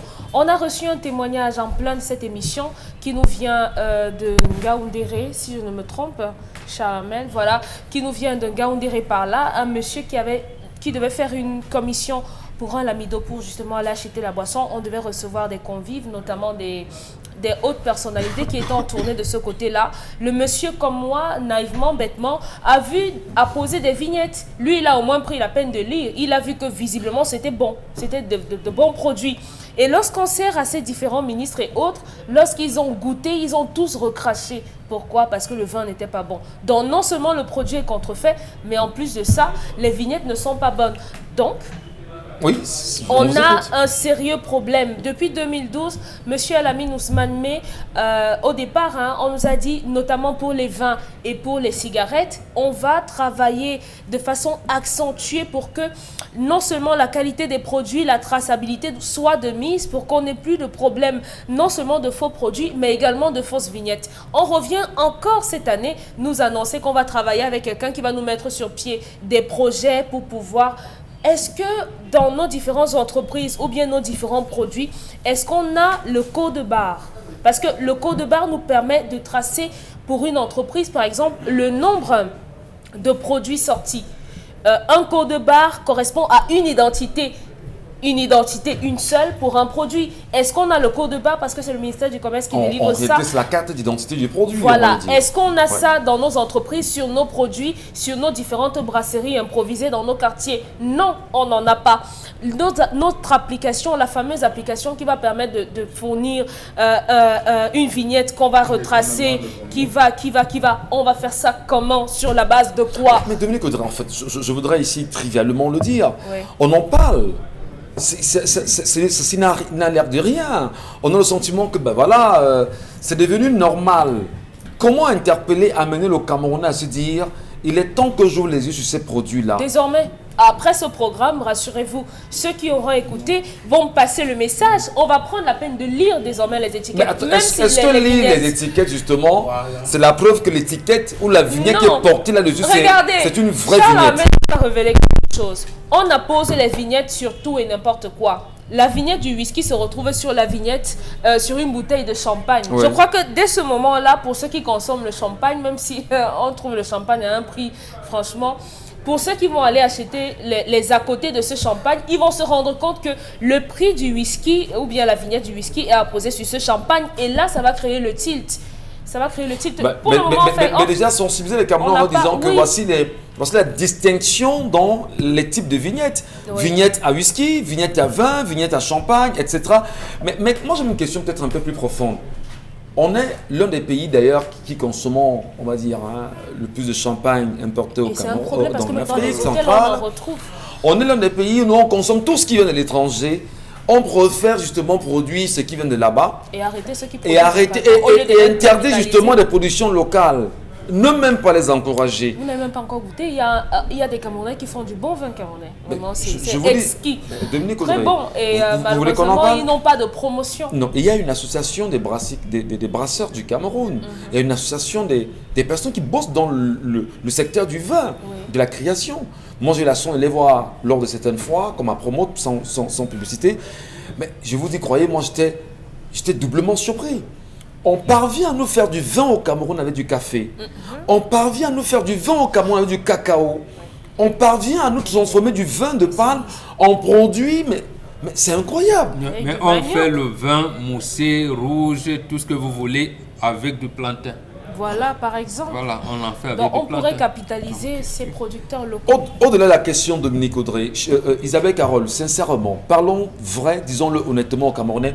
Est-ce que ce n'est pas la preuve par 1 milliard que le Cameroun est un pays corrompu jusqu'à l'âme, réellement? C'est une question de vignettes, où on ne prend pas la peine de dire aux Camerounais, voici les typologies de vignettes qu'on peut avoir sur les différentes boissons, et qu'on laisse justement couler les produits issus de la contrebande, qu'on appose des vignettes qui ne vont pas avec d'autres produits, et au final, comme on l'a très bien dit, nous consommons la mort. Comment revenir à la vie? Votre commentaire. Comment revenir à la vie? La question, ou encore, du moins, ce qu'on constate, c'est qu'on est tous des cadavres ambulants. malheureusement au Cameroun, je vous assure, on est tous des cadavres. Parce qu'aujourd'hui, que vous soyez dans un supermarché, dans un hypermarché, dans une boutique du coin, ou encore bien d'autres lieux de vente, vous n'êtes pas à l'abri. C'est-à-dire qu'on n'a pas la possibilité de dire, comme je me suis rendu dans une grande surface pour faire mes achats, alors je suis à l'abri de la contrefaçon, je suis à l'abri des produits d'un autre genre, parce que même dans ces lieux qui, ma foi, devraient subir pas mal de contrôle, on retrouve ces produits contrefaits qui portent une vignette, pourtant devraient porter une autre. Et le consommateur lambda qui arrive, malheureusement, ne prend plus la peine de lire. Absolument. Il y a des personnes qui consomment des produits périmés parce que n'ayant pas pris la peine une seconde, Michel Gatou, ça ne prend pas vraiment 30 secondes pour pouvoir jeter un coup d'œil sur le produit que vous achetez pour regarder au moins sa date de péremption. Non, un truc, les dates de péremption. Au moins, c'est la vignette. on est d'accord. C'est la vignette qui vous renseigne. On est d'accord. Mais je dis, prenons quand même la peine de commencer par là. Une fois que c'est fait, allez maintenant regarder si la vignette qui est dessus correspond au produit que vous achetez. Parce que là, c'est un gros défi. Et c'est un problème qui se pose. Parce que la vignette qui est sur un article ne correspond malheureusement pas à l'article. On vous parle d'un autre article, on vous le met sur un autre produit. Qu'est-ce que vous faites? Vous consommez en sachant que non, c'est un champagne ou quoi que ce soit. Alors, vous avez peut-être affaire à un vin rouge ou autre chose. Bref, vous n'êtes pas fixé sur le produit que vous avez en face. Parce que la vignette, en fait, devrait suffisamment vous renseigner. C'est-à-dire que c'est comme un acte de naissance. Ça vous donne tout, ça vous donne l'identité du produit que vous avez en face. Et là, c'est à ce niveau que ces différents ministères devraient intervenir. Oui, mais le problème, c'est la base quand même. Pour Comment ces s'assurer. produits entrent d'abord au Cameroun? Mais ces produits entrent par la grande porte. Ouais. Malheureusement. Vous croyez que ce n'est pas connu de ces douaniers? Oui, mais donc ça veut dire que les douaniers ont également une implication dans la Raison mise pour en forme de ces laquelle, fausses vignettes sur les boissons. les éléments du ministère du Commerce devraient redoubler de vigilance. Brigade de contrôle. Oui, parce que si au niveau déjà des ports ou encore des autres frontières, on n'a pas cette capacité à pouvoir faire le tri, à regarder ce qui entre et à dire stop. Parce que même quand on vous dit, ok d'accord, on a intercepté une cargaison de faux médicaments et tout, c'est une cargaison sur combien? Si on réussit en 1 an ou en 6 mois à stopper une seule cargaison, combien de cargaisons ont bien pu passer? C'est la question qu'il faut se poser. Ça veut dire qu'à ce niveau déjà, on est à côté de la plaque. Ouais. Parce que jusqu'ici, on n'arrive pas à pouvoir faire le tamis. À se dire, aucun produit qui ne respecte les normes ou qui n'ait une vignette conforme ne puisse entrer sur notre territoire. Mais si ce n'est donc pas fait à ce niveau-là, ça veut donc dire que ces éléments de la brigade de contrôle devraient au moins à leur niveau. Je voudrais ce matin saluer déjà, on va dire, les nombreux vendeurs de vin qui sont à Douala, notamment ici à Douala-Bas. Ils sont très nombreux à Douala-Bas qui nous regardent ce matin. Et d'ailleurs, sur la question, on a eu des brigades. Non, je salue justement les vendeurs de vin à Douala-Bas. Vous ne les saluez pas? Oui. D'accord, mais moi j'ai la chance justement à Douala-Bas de rencontrer là-bas des brigades du ministère du Commerce, des centres, saisir des boissons sous le prétexte que ces boissons sont issues de la contrebande. Alors, comment ces brigades, en réalité, ne parviennent pas à aller à la base au niveau du port, où tout est fait là-bas, avec la question même de la vignette, et on vient justement s'agripper sur les vendeurs de vin au niveau de Douala? Ben, vous avez la réponse, Michel Gatou. C'est comme des véhicules, vous voyez, pour une seconde, vous avez mal stationné, on est déjà venu vous mettre des sabots. Ouais. Pourtant, sur la route, il y a bien d'autres plus dangereux qu'il faudrait pouvoir stopper et arrêter. On ne fait pas, mais on se rabat sur ce genre de personnes. Moi, je crois qu'on est plus précipité vers là où on sera directement en contact avec l'argent, plutôt que des endroits ou encore des routes où les procédures seront longues et vous n'aurez pas directement l'argent entre les mains. Comme quoi, c'est la corruption qui a pris le dessus. Dire finalement, Charles Membachou, que le Cameroun est un pays de réseaux. Il y a des réseaux de vignettes, il y a des réseaux de timbres, il y a des réseaux de faussaires entretenus par l'État, entretenus par des pontes du régime, va-t-on dire aujourd'hui? Monsieur Michel Ngatou, je vais revenir sur Douala-Bas pour vous dire qu'à Douala-Bas, il y a certains papes du faux. Je dis à Douala-Bas et je regarde la caméra, il y a les tenants du titre du faux à Douala-Bas qui martyrisent ceux qui veulent faire dans le vrai. Mais il y a le courage de le dire. Ils ne sont pas seuls. Non, ils sont là, ils sont là-bas, monsieur Michel. On les connaît. Il y en a là-bas. On connaît leur bras long qu'il y a. Ils sont là-bas. Mais il y en a qui on a vendent vu du bon vin plusieurs là-bas. enquêtes qui ont été menées, qui ont été diffusées sur Equinos Télévision, dans le cadre des journaux, qui ont laissé transparaître beaucoup de choses. On ne connaît pas citer les noms ici. Qui tuent. Ils tuent volontairement. Ils savent qu'ils tuent. Le drame, monsieur Michel Ngatou, c'est que vous savez que ce que je mets dehors là, je suis en train de tuer. C'est mauvais. Lorsque vous allez, il faudrait, monsieur Michel Ngatou, s'il y a des autorités qui nous écoutent, que tout le circuit de vente des vignettes, on les arrête tous. On va même nous dire d'abord, on les arrête tous. Tous, d'abord, on les défait d'abord. Et on les sort doucement pour les écouter, pour apprendre. Parce que monsieur Michel Ngatou, c'est la vie. Lorsque vous allez acheter votre timbre, vous allez présenter les documents prouvant l'importation et le stock, monsieur Michel Ngatou, d'alcool. Vous venez présenter en disant, j'ai importé 10 000. Voici les documents de test de la douane. Voici les documents du ministère de Communication. On vous présente tous les documents, monsieur Michel Ngatou. C'est au sorti de là qu'on sait qu'effectivement, vous avez importé 10 000. Ces 10 000 nécessitent 10 000 vignettes sectionnées ou réparties en champagne, en liqueur, en cigarette, tout ce que vous voulez, monsieur Michel Ngatou. C'est bien spécifié. Mais à l'intérieur, vous avez des gens qui vous disent qu'il y a souvent rupture des vignettes. Tu vas venir comme ça un jour, tu ne vas pas trouver cette maison là. Si tu veux, on te donne 500 planches. On te donne les planches. Parce que c'est sur la planche, vous décollez seulement pour apposer. Voilà comment les gens se retrouvent à acheter. C'est la misère. Les gens se retrouvent à acheter, ils rentrent stocker à la maison, on peut revenir sur les images. Ceux qu'on a arrêtés à Yaoundé, à Tinga, ceux qu'on a arrêtés, je ne sais pas moi dans quel... Ils ont des vignettes, ils ont des lots de vignettes. Mais lorsque vous posez, est-ce qu'ils ont acheté là-bas? C'est dans ces structures qu'on leur vend ces vignettes. Finalement, tout est faux parce que même sur les axes routiers, les tickets que l'on vend sur les axes routiers, il y a eu des réseaux qui ont montré... Non, ce n'est pas qu'il y a eu, il y a. Le gars qui est là-bas vend d'abord pour lui avant d'entrer dans l'État. Il vend d'abord pour lui, monsieur. Salamel, vous êtes le ministre Ngale Bibé a déjà jeté, tous ses ongles même se sont taillés, monsieur Michel Ngatou, avec les vignettes automobiles. Et tous ceux qu'on interpelle là depuis sont nombreux, qui ont les photocopiés, photoshopés, ils ont les vignettes photoshopées et tout. Mais ils sont pleins là qui circulent avec ça, monsieur Michel Ngatou. Il y a des réseaux de cerveaux faux dans les fausses vignettes automobiles. Mais ce pays, c'est grave, on est des malades au Cameroun, je dis, on est des malades. Nous vivons dans le faux. Donc quand quelqu'un vient vous dire qu'il a l'argent, demandez-lui seulement que dans le faux, c'est quoi?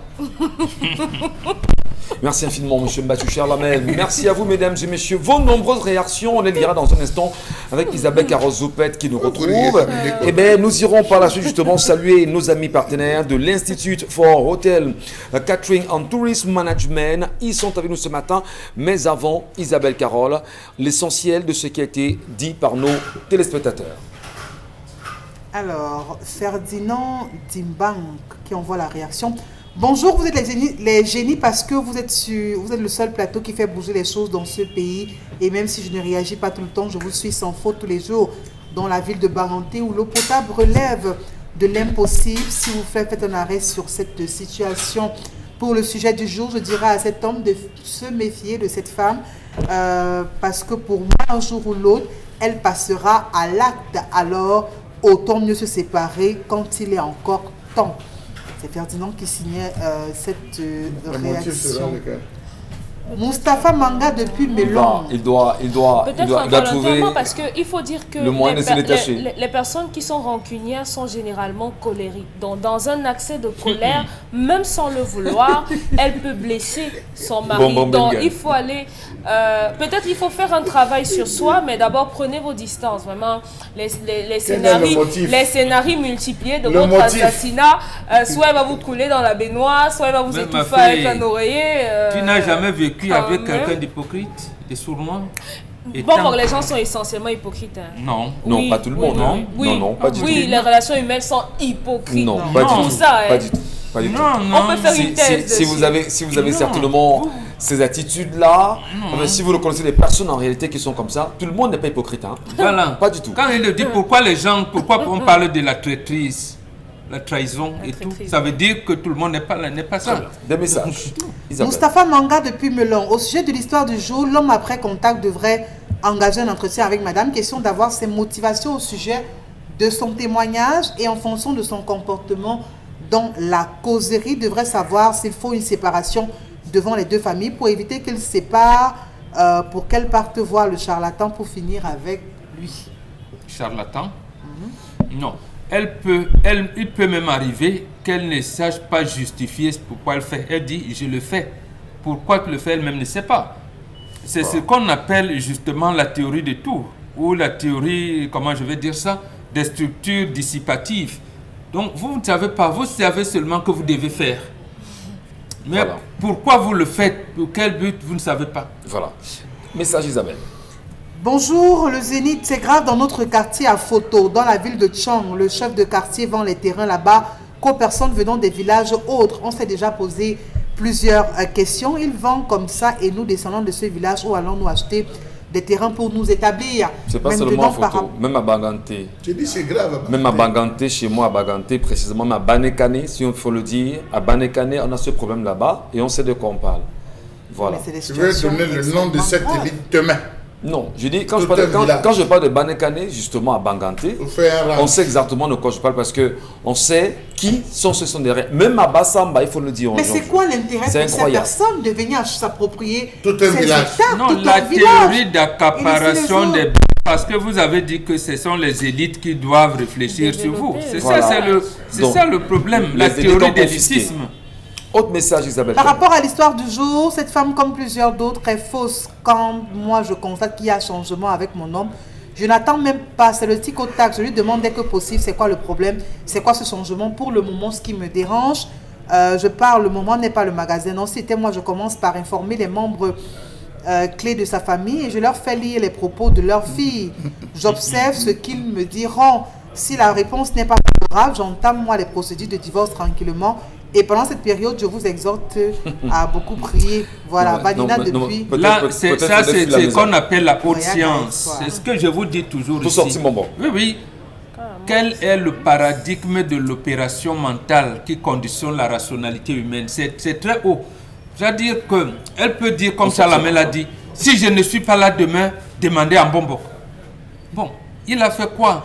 Non, moi j'écris et chaque fois qu'il m'énerve, j'écris. Vous écrivez, est-ce qu'il a tenté un jour à vous tuer? J'ai dit non, bon, je n'ai jamais essayé de me tuer. Mais pourquoi? Bon, elle-même ne pourra pas. Voilà. Elle ne peut pas dire pourquoi Allez, le bon, dire, bon, elle bon, le bon, dit quand on va, même. on va peut-être s'arrêter là parce que le choc plateau est très regardant justement sur l'invité qui est avec nous ce matin justement. C'est Madame Chia Odette, Manager and Dean of Study at Institute for Hotel Catering and Tourism Management. You are welcome this morning, Madame Chia Odette. Institute for Hotel Catering and Tourism Management, empowered with skills for job market, hands-on approach from theory to practicals, offers hotel catering, tourism management, bakery and pastry, free registration and scholarships for internal displaced persons. Contact us on telephone numbers 671-03-8680, 677-747211. We are very happy to receive you this morning, Madame Chia Odette. I said that you are manager and dean of study at Institute for Hotel Catering and Tourism Management. You are welcome this morning. Thank you, Mr. Michel Ngachu. And you are from Institute for Hotel Catering and Tourism Management, right? Yes, I'm from the Institute for Hotel Catering and Tourism Management, Bonaberry Douala, a professional institute founded by Mr. Ford Thaddeus, which opened its doors on the 12th of October 2019 to train professionals to save in the decided to learn hotel. this morning. We need to understand you explain what is this school, Madame Chia. Let's go. Okay. The school was opened on the 12th of October to train professionals to save in the hotels and tourism sector of Cameroon, making sure our students are trained to correct some errors some hotels face as well as tourism professionals. Thus, we are empowering youths with skills for the job market. Okay. We have just 5 minutes with you, Madam Chia. Are you okay? Yes, I am. D'accord, let's go. What are the areas you train study on? We train hotel receptionists, cooks, African and international cuisines, hotel housekeepers, restaurant bar waiters and waitresses, event management personnel, and in customer service. To be noted here, all the above courses are taught as a package to all students. Here, students leaving the institution can work in any hotel depot polyvalent. Okay. Another question with you, Madam Chia Odette. What is particular about Institute for Hotel Catering and Tourism Management? We put our trainees in job after training. Our lecturers are active hotel professionals. 70% practicals and 30% theory. We give special consideration to the internal displaced person. Here, permit me, Mr. Ngachu, to give thanks to one of our elite, one of our elite who sponsored the IDPs in our institution and who is the Senate. We just want to give thanks to you for what you did, Mr. Kinyang George. And here we conduct short duration of courses for 4 months. Thank you. High record of job placement. For instance, the first batch, they are all employed. I am a witness because I am the Dean of Study for the institution. That's good. Madam Chia Odette, but now, where is your institute located? Institute for Hotel Catering is located at Bonaberry Old Road by Good Shepherd Primary School. Registration is ongoing, and you can contact us from this number 671-03-8680 or 7772472. Let me try. Let me try to do something. Let me come here, okay? I just want to kiss you and say thank you, thank you. Thank you very Next much. time, when you will come here, next time, try to speak very fast because the listener are there. We don't have time here, okay? But now, do you have another question? The last one? The last question here I have is to talk to my fellow Francophones that the school is bilingual, both Anglophone and Francophone. And so I would like to say something in French. Can I help you? Alors, you say, nous préparons des jeunes à pouvoir faire face justement à la compétitivité dans le marché de l'emploi par une formation de courte et longue durée. Yes. Alors, nous sommes situés à Bonaberry, ancienne route Douala, Cameroun, avec des prix à la bourse de tous. Et nous sommes déjà ouverts pour l'année 2021-2022 qui débutera le 6 septembre 2021.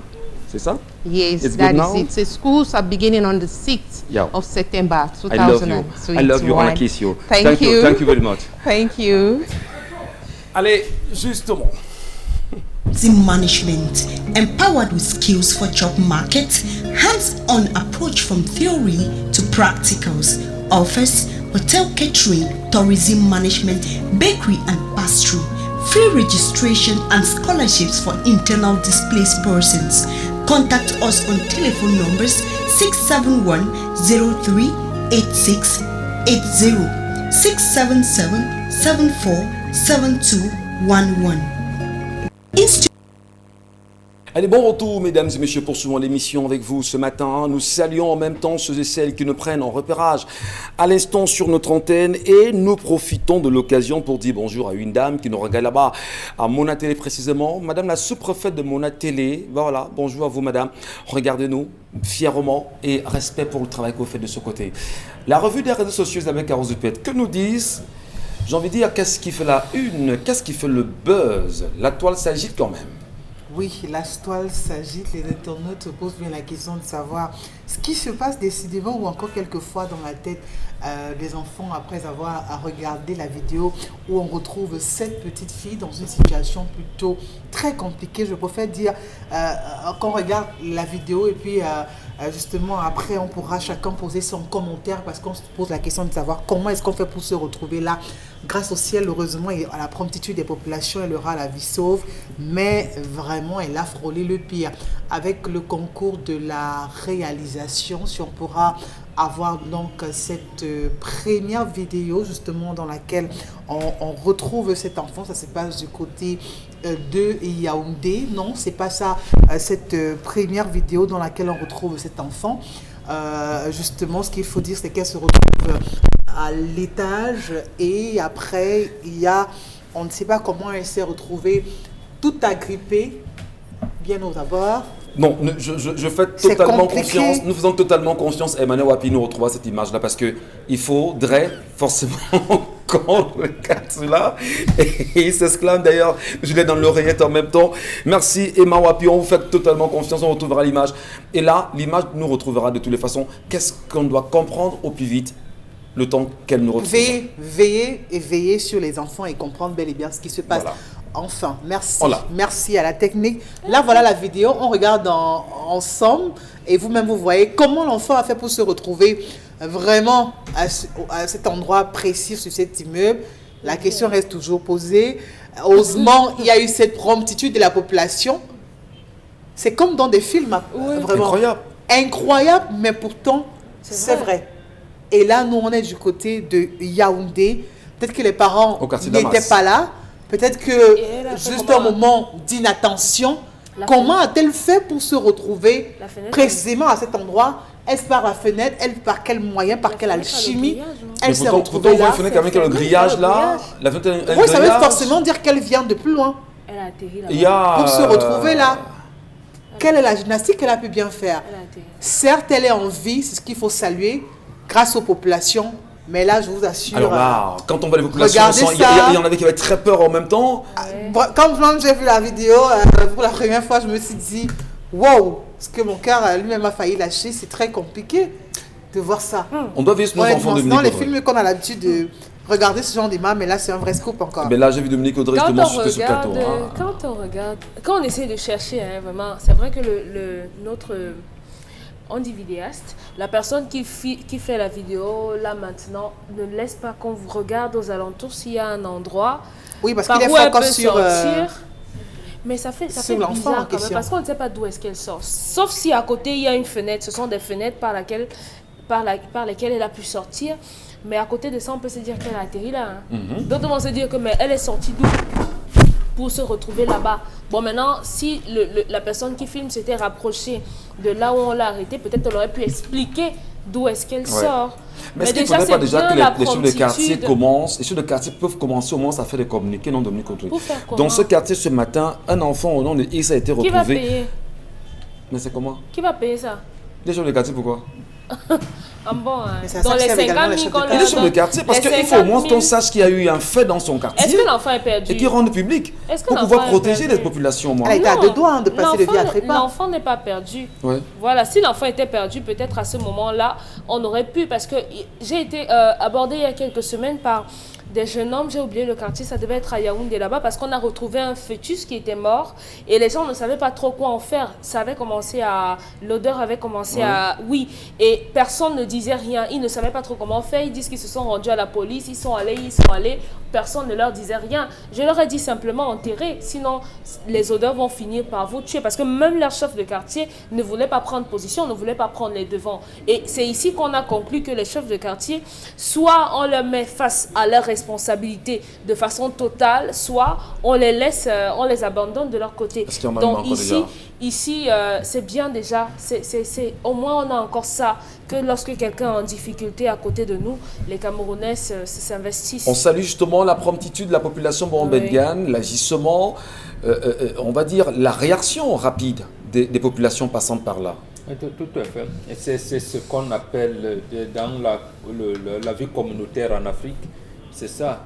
Nous, on n'était pas comme vous faites aujourd'hui. Quelqu'un en détresse, vous prenez, vous envoyez d'abord dans les réseaux sociaux au lieu de secourir quelqu'un. L'enfant, il faut lui apprendre à utiliser ces deux parties du cerveau. C'est-à-dire que au moment où vous l'amenez dans des choses, j'allais dire, de jeux et tout, il faut l'amener à réfléchir. L'amener à réfléchir au même moment. Pas de simple calcul et tout. Sinon, il se met dans le jeu. Il va se mettre à jouer. C'est un peu le cas de cet enfant. Il jouait et il ne juge pas le danger dans son jeu. Et évidemment, il se trouve dans une situation où, heureusement que les populations ont accouru. Donc c'est pour cette raison que les gens qui disent « Ah, c'est mon enfant, ne touchez pas, moi, mon enfant, on ne fait pas ci, on ne fait pas ça », vous n'êtes généralement pas là. Quelquefois. Pas du tout. Donc, voilà. Le voisin, justement, l'enfant, comme le dit certains, Charles Amène Bachou, l'enfant ne vous appartient que lorsque dans votre ventre. Une fois il est sorti, il appartient à tout le monde. La preuve, tout le monde a réagi opportunément à temps pour sauver cet enfant qui appartient à une société, Charles Amène. Moi, je ne veux même pas regarder sur votre angle, monsieur Michel Ngachou. Je veux attaquer le bailleur. Le bailleur de quoi? De cette maison? De cette maison. Comment il n'a pas mis... Les modèles de construction des maisons. Comment donner sa maison à quelqu'un, monsieur Michel Ngachou. Le code de la route a prévu, je ne sais pas pourquoi Dominique Audrey bavarde là, le code de la route a prévu, monsieur Michel Ngachou, s'il vous plaît, le code de la route a prévu que les enfants d'un certain âge sont assis sur un siège pour enfants et ils sont bloqués. Il est strictement interdit de faire asseoir un enfant devant. Comment est-ce qu'un homme, un couple, une famille qui va prendre, aménager, qui va prendre une maison, va se retrouver à prendre une maison dans laquelle les moyens, les mesures de sécurité ne sont pas respectées? Comment un bailleur va se permettre à vous donner cela? Excusez-moi, je réfléchis là. Je réfléchis là.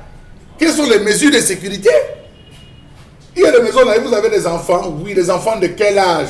Tel à madame, nous n'avons pas un appartement ici pour vous parce que c'est dans cette cité-là où nous sommes. Il n'y a personne ici qui a un enfant, on ne peut pas vous donner cette maison. Il y a des zones, oui, on ne vous donne pas. Il y a des maisons comme ça. Il y a des cités, il y a des appartements, on ne vous donne pas. On vous dit ici, c'est les jeunes célibataires et tout. Non, non, cherchez un autre endroit. Il y a d'autres où vous arrivez, vous êtes célibataire, on dit non, tout le monde ici est marié. On ne vous veut pas, monsieur, allez chercher là où on trouve les célibataires. Vous vous installez entre vous. Oui, ça existe encore. Oui. Alors, regardez la vidéo et dites-vous, elle a fait comment pour passer? Deuxième, là, c'est le deuxième intérêt, les parents. Ça veut dire que les grillages de la véranda donnant peut-être lieu sur cet axe sont assez grands, ce qui permet à l'enfant de pouvoir glisser, se faufiler, parfois faire des jeux, croire qu'il est Tarzan, croire qu'il est Superman, croire qu'il est Black le Rock, ou encore Zembla, ou Hakim, monsieur Michel Ngachou. C'est fort, hein? Oui, l'enfant croit, mais c'est ce que les enfants regardent tous les jours à la télé. Hein? Capitaine Courage, je suis Capitaine Courage, je vais m'envoler, monsieur Michel. Vous avez des enfants qui veulent jouer à ça? Oui. Alors le parent ne prend pas la mesure pour pouvoir fermer et aménager. Après le bailleur, c'est les parents qu'il faut fouetter. Laissez l'enfant. C'est les parents qu'il faut sérieusement corriger. On devait récupérer cet enfant, la mettre dans un commissariat. L'enfant, on revient avec les enquêteurs pour expliquer comment il est passé, comment il a fait. Et on se saisit des parents. Vous parlez de quel commissariat? Charles Amène Bachou? Il y a encore des commissaires fouettards, des commissaires moustachus. Je sais quand même que très jeune justement, lorsque nous écoutions le poste national très jeune, puisqu'à l'époque il n'y a pas de télévision, on entendait quand même dire que tel ou tel enfant est perdu dans un quartier et que les parents devaient se rapprocher du commissariat X ou Y récupérer l'enfant. Et maman, qui me racontait, me disait, est-ce que tu sais que lorsque tu t'es égaré, on arrive là-bas, le parent vient, on fesse le parent afin de remettre l'enfant au parent. Vous vous rendez compte que entre les années 90 et 96, il y avait un phénomène où quelqu'un, vous entendez, en voulant faire la marche arrière, il écrasait son enfant. En voulant faire la marche arrière, il est monté. Il a fallu qu'on frappe du poing sur la table et que ses parents soient incarcérés. Ah oui.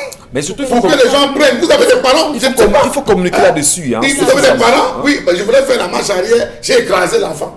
Comment tu es sorti sans te rendre compte que l'enfant n'était pas en sécurité? Ah non, je n'ai même pas prêté attention, j'ai démarré seulement, j'ai fait. Donc quand tu sors, tu ne vérifies pas. Donc vous vous rendez compte que ça, il faut procéder par une éducation de violence. Ces commissaires de police, ces commandants de brigade, on prend cet enfant, ça va mon bébé, comment tu as fait pour sortir? Il va, il monte, je me suis placé comme ça, là. J'ai passé la tête comme ça. Ah d'accord. Maman n'était pas là. On reconstitue et on fait bien les parents, monsieur Michel. Mais c'est quand même, on peut faire ça autrement. Non, On va corriger autrement ça, là, mais, hein. On ne va pas rentrer dans des violences c'est le père qu'on fait, c'est ce que la mère... Oui, on va corriger autrement. Hein. Il peut y avoir des amendes, il peut y avoir une autre façon. Je crois que c'est tout simplement aujourd'hui une autre occasion encore d'interpeller les uns et les autres. Et beaucoup plus dire aux parents, veillez à ce que sur les programmes que vos enfants regardent. Parce qu'un enfant qui se prête à ce genre de jeu a forcément tellement regardé des films, des dessins animés, des choses pas correctes, et se retrouve en train de vouloir imiter. Mais sauf que là, entre le film et la réalité, l'enfant ne comprend pas encore que là-bas, le film reste une fiction. Non, c'est les parents, nous tous, on s'est abreuvé des films chinois. Voilà. Un enfant de 3-4 ans, il regardait souvent quand on tapait son papa. Et le truc quelquefois mourait. Tu vois, le réalisateur montre un enfant qui guette à travers le rideau. Le lendemain, comment les entraînements, il viendra venger. On est tous passés Mais par ça là. n'a jamais apporté la violence.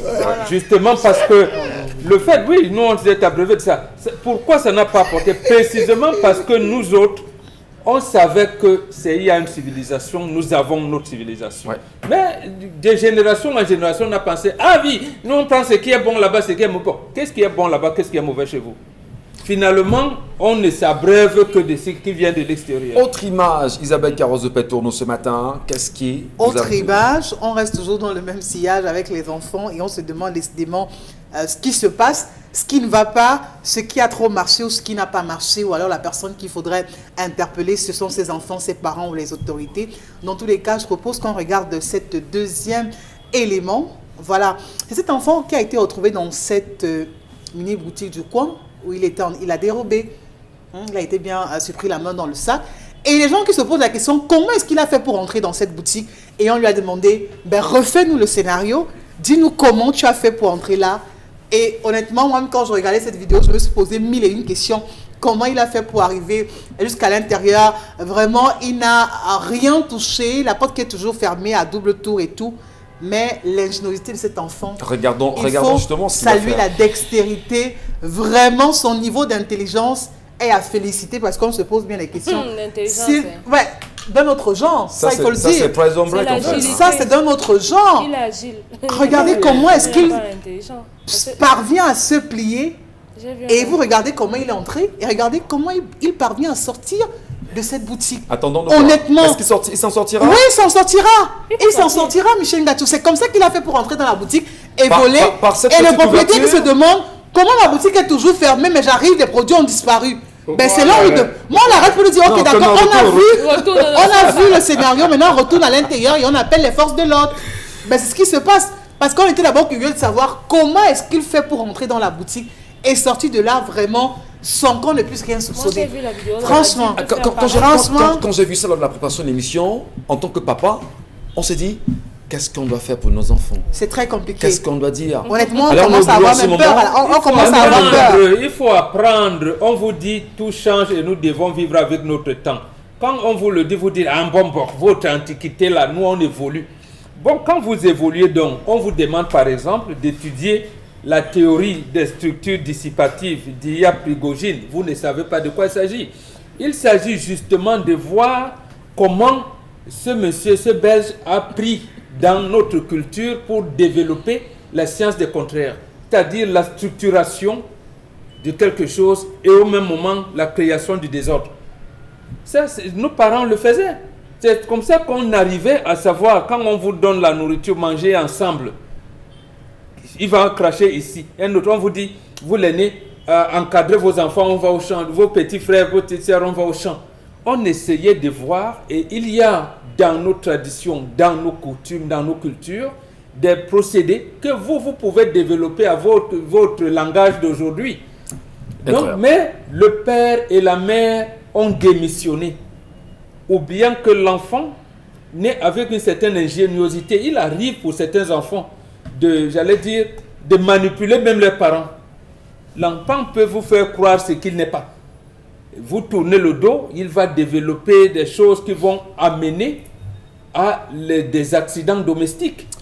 Au-delà de l'échange, au-delà de la causerie, Dominique Audrey, contorsionniste, c'est ce garçon? Non. hein. Assurément. Il n'est pas contorsionniste. Oui, mais là, on a tout l'impression que... Parce que, les regardez contorsionnistes... la taille de l'écart de cet antivol. C'est pas sorcier. L'un, celui par lequel il est entré, est plus grand que les autres. Son corps est suffisamment petit, donc ça passe par là. Je ne vais pas donner le fond de ma pensée aujourd'hui parce que ça va créer des stigmates si je le dis, mais c'est récurrent. Ce qu'il fait là, ce n'est pas la magie, ce n'est pas sorcier. Je l'ai déjà vécu personnellement. Et il faut dire que ce sont les personnes très fines qui ont la possibilité de le faire. Passent par là et sortent. Malheureusement, on a une catégorie, on a des familles qui... Généralement, des familles qui ne sont pas suffisamment nantis, qui envoient leurs enfants chercher et ramener des choses. Et ces enfants-là, parfois, passent dans vos maisons. Vous venez, par exemple, de construire votre maison et vous avez installé un peu quelques petites choses là. Ils passent comme s'ils vont ramasser peut-être le bois et ils contrôlent votre maison. Si vous avez les antivols qui sont... Moi, j'ai vu la vidéo d'un adulte vous demandez à ceux qui ont les antivols de les resserrer davantage, en fait. Hein. Oui, choisissez bien les antivols parce que moi, j'ai vu la vidéo d'un adulte qui fait pareil. Pareil que ça. Chalamel, qu'est-ce que vous en dites justement pour sortir? Je dis, M. Michel Ngatsou, que nous devons revenir à l'ancestralité, notre façon de faire d'il y a longtemps. Nous avons grandi dans des quartiers où il y avait des tontons qui étaient nos grands frères, qui savaient qu'aujourd'hui, la papa n'a pas donné 100 francs à Chalamel. Pendant que tu sors, ta père te dit que viens prendre 50, tu vas acheter le pain. Ça aide à vivre en société. Nous avons des gens dans les quartiers, lorsqu'il va acheter son sac de riz de 50 kilos, il connaît qu'il y a une maman à l'angle là, qui a main de faim, il coupe 10 kilos, il met dans le sac, il va donner à cette maman. Nous apprenons, chez les Blancs aujourd'hui, ils sont en train de nous copier. Ils ont une semaine aux États-Unis, amenant nos enfants au travail. Où ils amènent leurs enfants. Chez nous, en Afrique, on amenait l'enfant au champ à deux moments. Lorsqu'il fallait cultiver et lorsqu'il fallait récolter. Qu'on apprenait à l'enfant que ce que tu viens de faire, voilà ça qui vient de produire, que l'enfant soit au fait. Nous avons des enfants, ne donnons pas trop. N'empêchons pas aussi nos enfants un peu de vivre comme les leurs. Mettons les enfants au juste milieu pour éviter ça. Il y a des gens dans les quartiers, M. Michel Ngatsou, ils croient que nul ne peut être heureux seul. Ça dénote de la famine. Nul ne peut être heureux seul. L'enfant qui en a volé le pain, il va voler le chocolat, il va voler. Nul ne peut être heureux seul. Et vous avez dans des quartiers des gens qui sont d'un égocentrisme. Tout ce que vous épargnez, sur 100% que vous épargnez en banque, vous ne mangez que 30%. Merci. 70%, c'est les autres qui vont manger à votre nom. Donc, battez-vous. Ce que vous pouvez faire, vous le faites. C'est assez simple. Il y a des gens qui... Allez, on va peut-être marquer une pause en même temps parce que là, on parlera d'autres choses quand même, Charlamel Bathiou. On sait, Wapi est là aujourd'hui. Hein. Consil Lamine, bonjour. Alors bonjour mon cher ami et frère Michel Ngatsou, bonjour à toute l'équipe qui t'accompagne. Et un bonjour particulier à tous les clients et partenaires des magasins Sorepco. Ah ben oui, c'est toujours un plaisir pour moi de parler des magasins Sorepco. Et parlant de ces magasins, je rappelle que les magasins Sorepco, c'est la garantie. Les magasins Sorepco, c'est la qualité. Les magasins Sorepco, c'est le respect du client. Oui, parce que le client est un véritable partenaire du côté bien sûr des magasins Sorepco, raison pour laquelle ce matin, je viens encore m'adresser à ces nombreux clients qui me regardent au Cameroun, à ces nombreux clients qui me regardent en Europe, aux États-Unis, au Canada, quel que soit là où vous êtes bien entendu la bienvenue dans les magasins Sorepco. Sorepco, c'est dans tout le Cameroun. Sorepco, c'est les matériaux de construction. Sorepco, c'est les carreaux. Sorepco, c'est une rentrée scolaire en couleur pour ceux des parents qui ont besoin également des cahiers. Je rappelle qu'il y a des cahiers également dans les magasins Sorepco. Mais ce matin, nous ne parlons pas des cahiers, nous ne parlons pas des carreaux, nous parlons d'un produit produits que vous connaissez déjà. Nous parlons des meubles. Oh là là là là là là là là là là là là. Est-ce qu'on doit encore s'asseoir sur n'importe quoi? Est-ce qu'on doit encore avoir n'importe quoi à la maison? Regardez ce salon en cuir. Regardez comment c'est nyanga. Oh là là là là. Qui me donne ça à la maison? Et alors je l'aurai. Parce que moi également, j'irai du côté des magasins Sorebco pour avoir ce salon en cuir de très bonne qualité. Et ce n'est pas tout. Vous achetez un salon en cuir, on vous donne un climatiseur Njo. Ça, c'est du jamais vu. Qui va rester derrière comme un tuyau d'échappement? C'est donc l'occasion plus que jamais de vous rendre dans n'importe quelle agence Sorebco. Je rappelle que le stock, il est très limité. C'est une vente spéciale. C'est une vente promotionnelle. Vous avez un salon en cuir. Un salon en cuir à 5 places.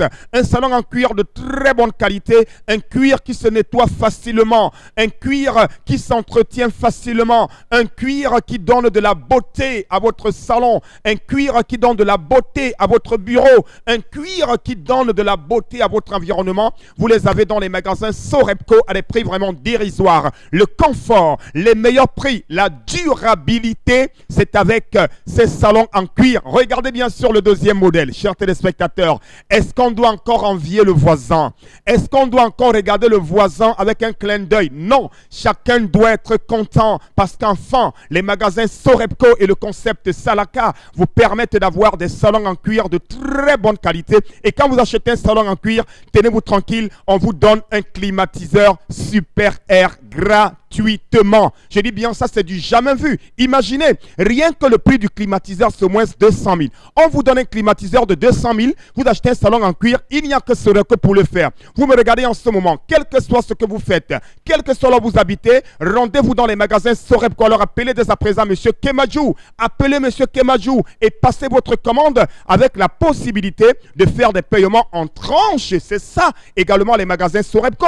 Je rappelle que nous livrons dans tout le Cameroun. Donc quelqu'un qui est à Beaumonon, quelqu'un qui est à Souza, quelqu'un qui est à Dibombari, qui a besoin d'un salon en cuir, appelez directement M. Kemajou. Il viendra vous livrer votre salon en cuir à domicile et c'est avec garantie. Donc, any man, where you me just know, you need for that stuff for Bomono, for that stuff for Bipanda, you want buy salon en cuir, just know say Sorebco, that BBBB magasin, Sorebco, that magasin where they communicate for concept Salaka, they sell salon en cuir. Oh la la la la, that salon en cuir find plenty. You buy one salon en cuir, then go give you one climatizer, Michel Ngachou. Hey, Michel Ngachou, look that climatizer. Look that salon en cuir. Il not fine? Il fine, non? Il fine, non, Michel Ngachou? C'est bon, non? C'est très bon, c'est très bon conseil. Voilà, merci beaucoup, Michel Ngachou. Grâce à toi, le concept Salaka et ses partenaires sont très contents. Merci. Rendez-vous dans les magasins Sorebco. Et nous saluons ce matin Emmanuel Wapi qui était à la réalisation, Carlos Muneto au son et de la Stiana derrière les caméras, madame, messieurs, très nombreux à nous regarder encore comme chaque matin. Merci à Charlemagne, Bon Bengan, Isabelle Carozoupet et Dominique Audrey, ensemble unis pour la même mission. Dans quelques minutes, il sera 12h. À demain, 10h.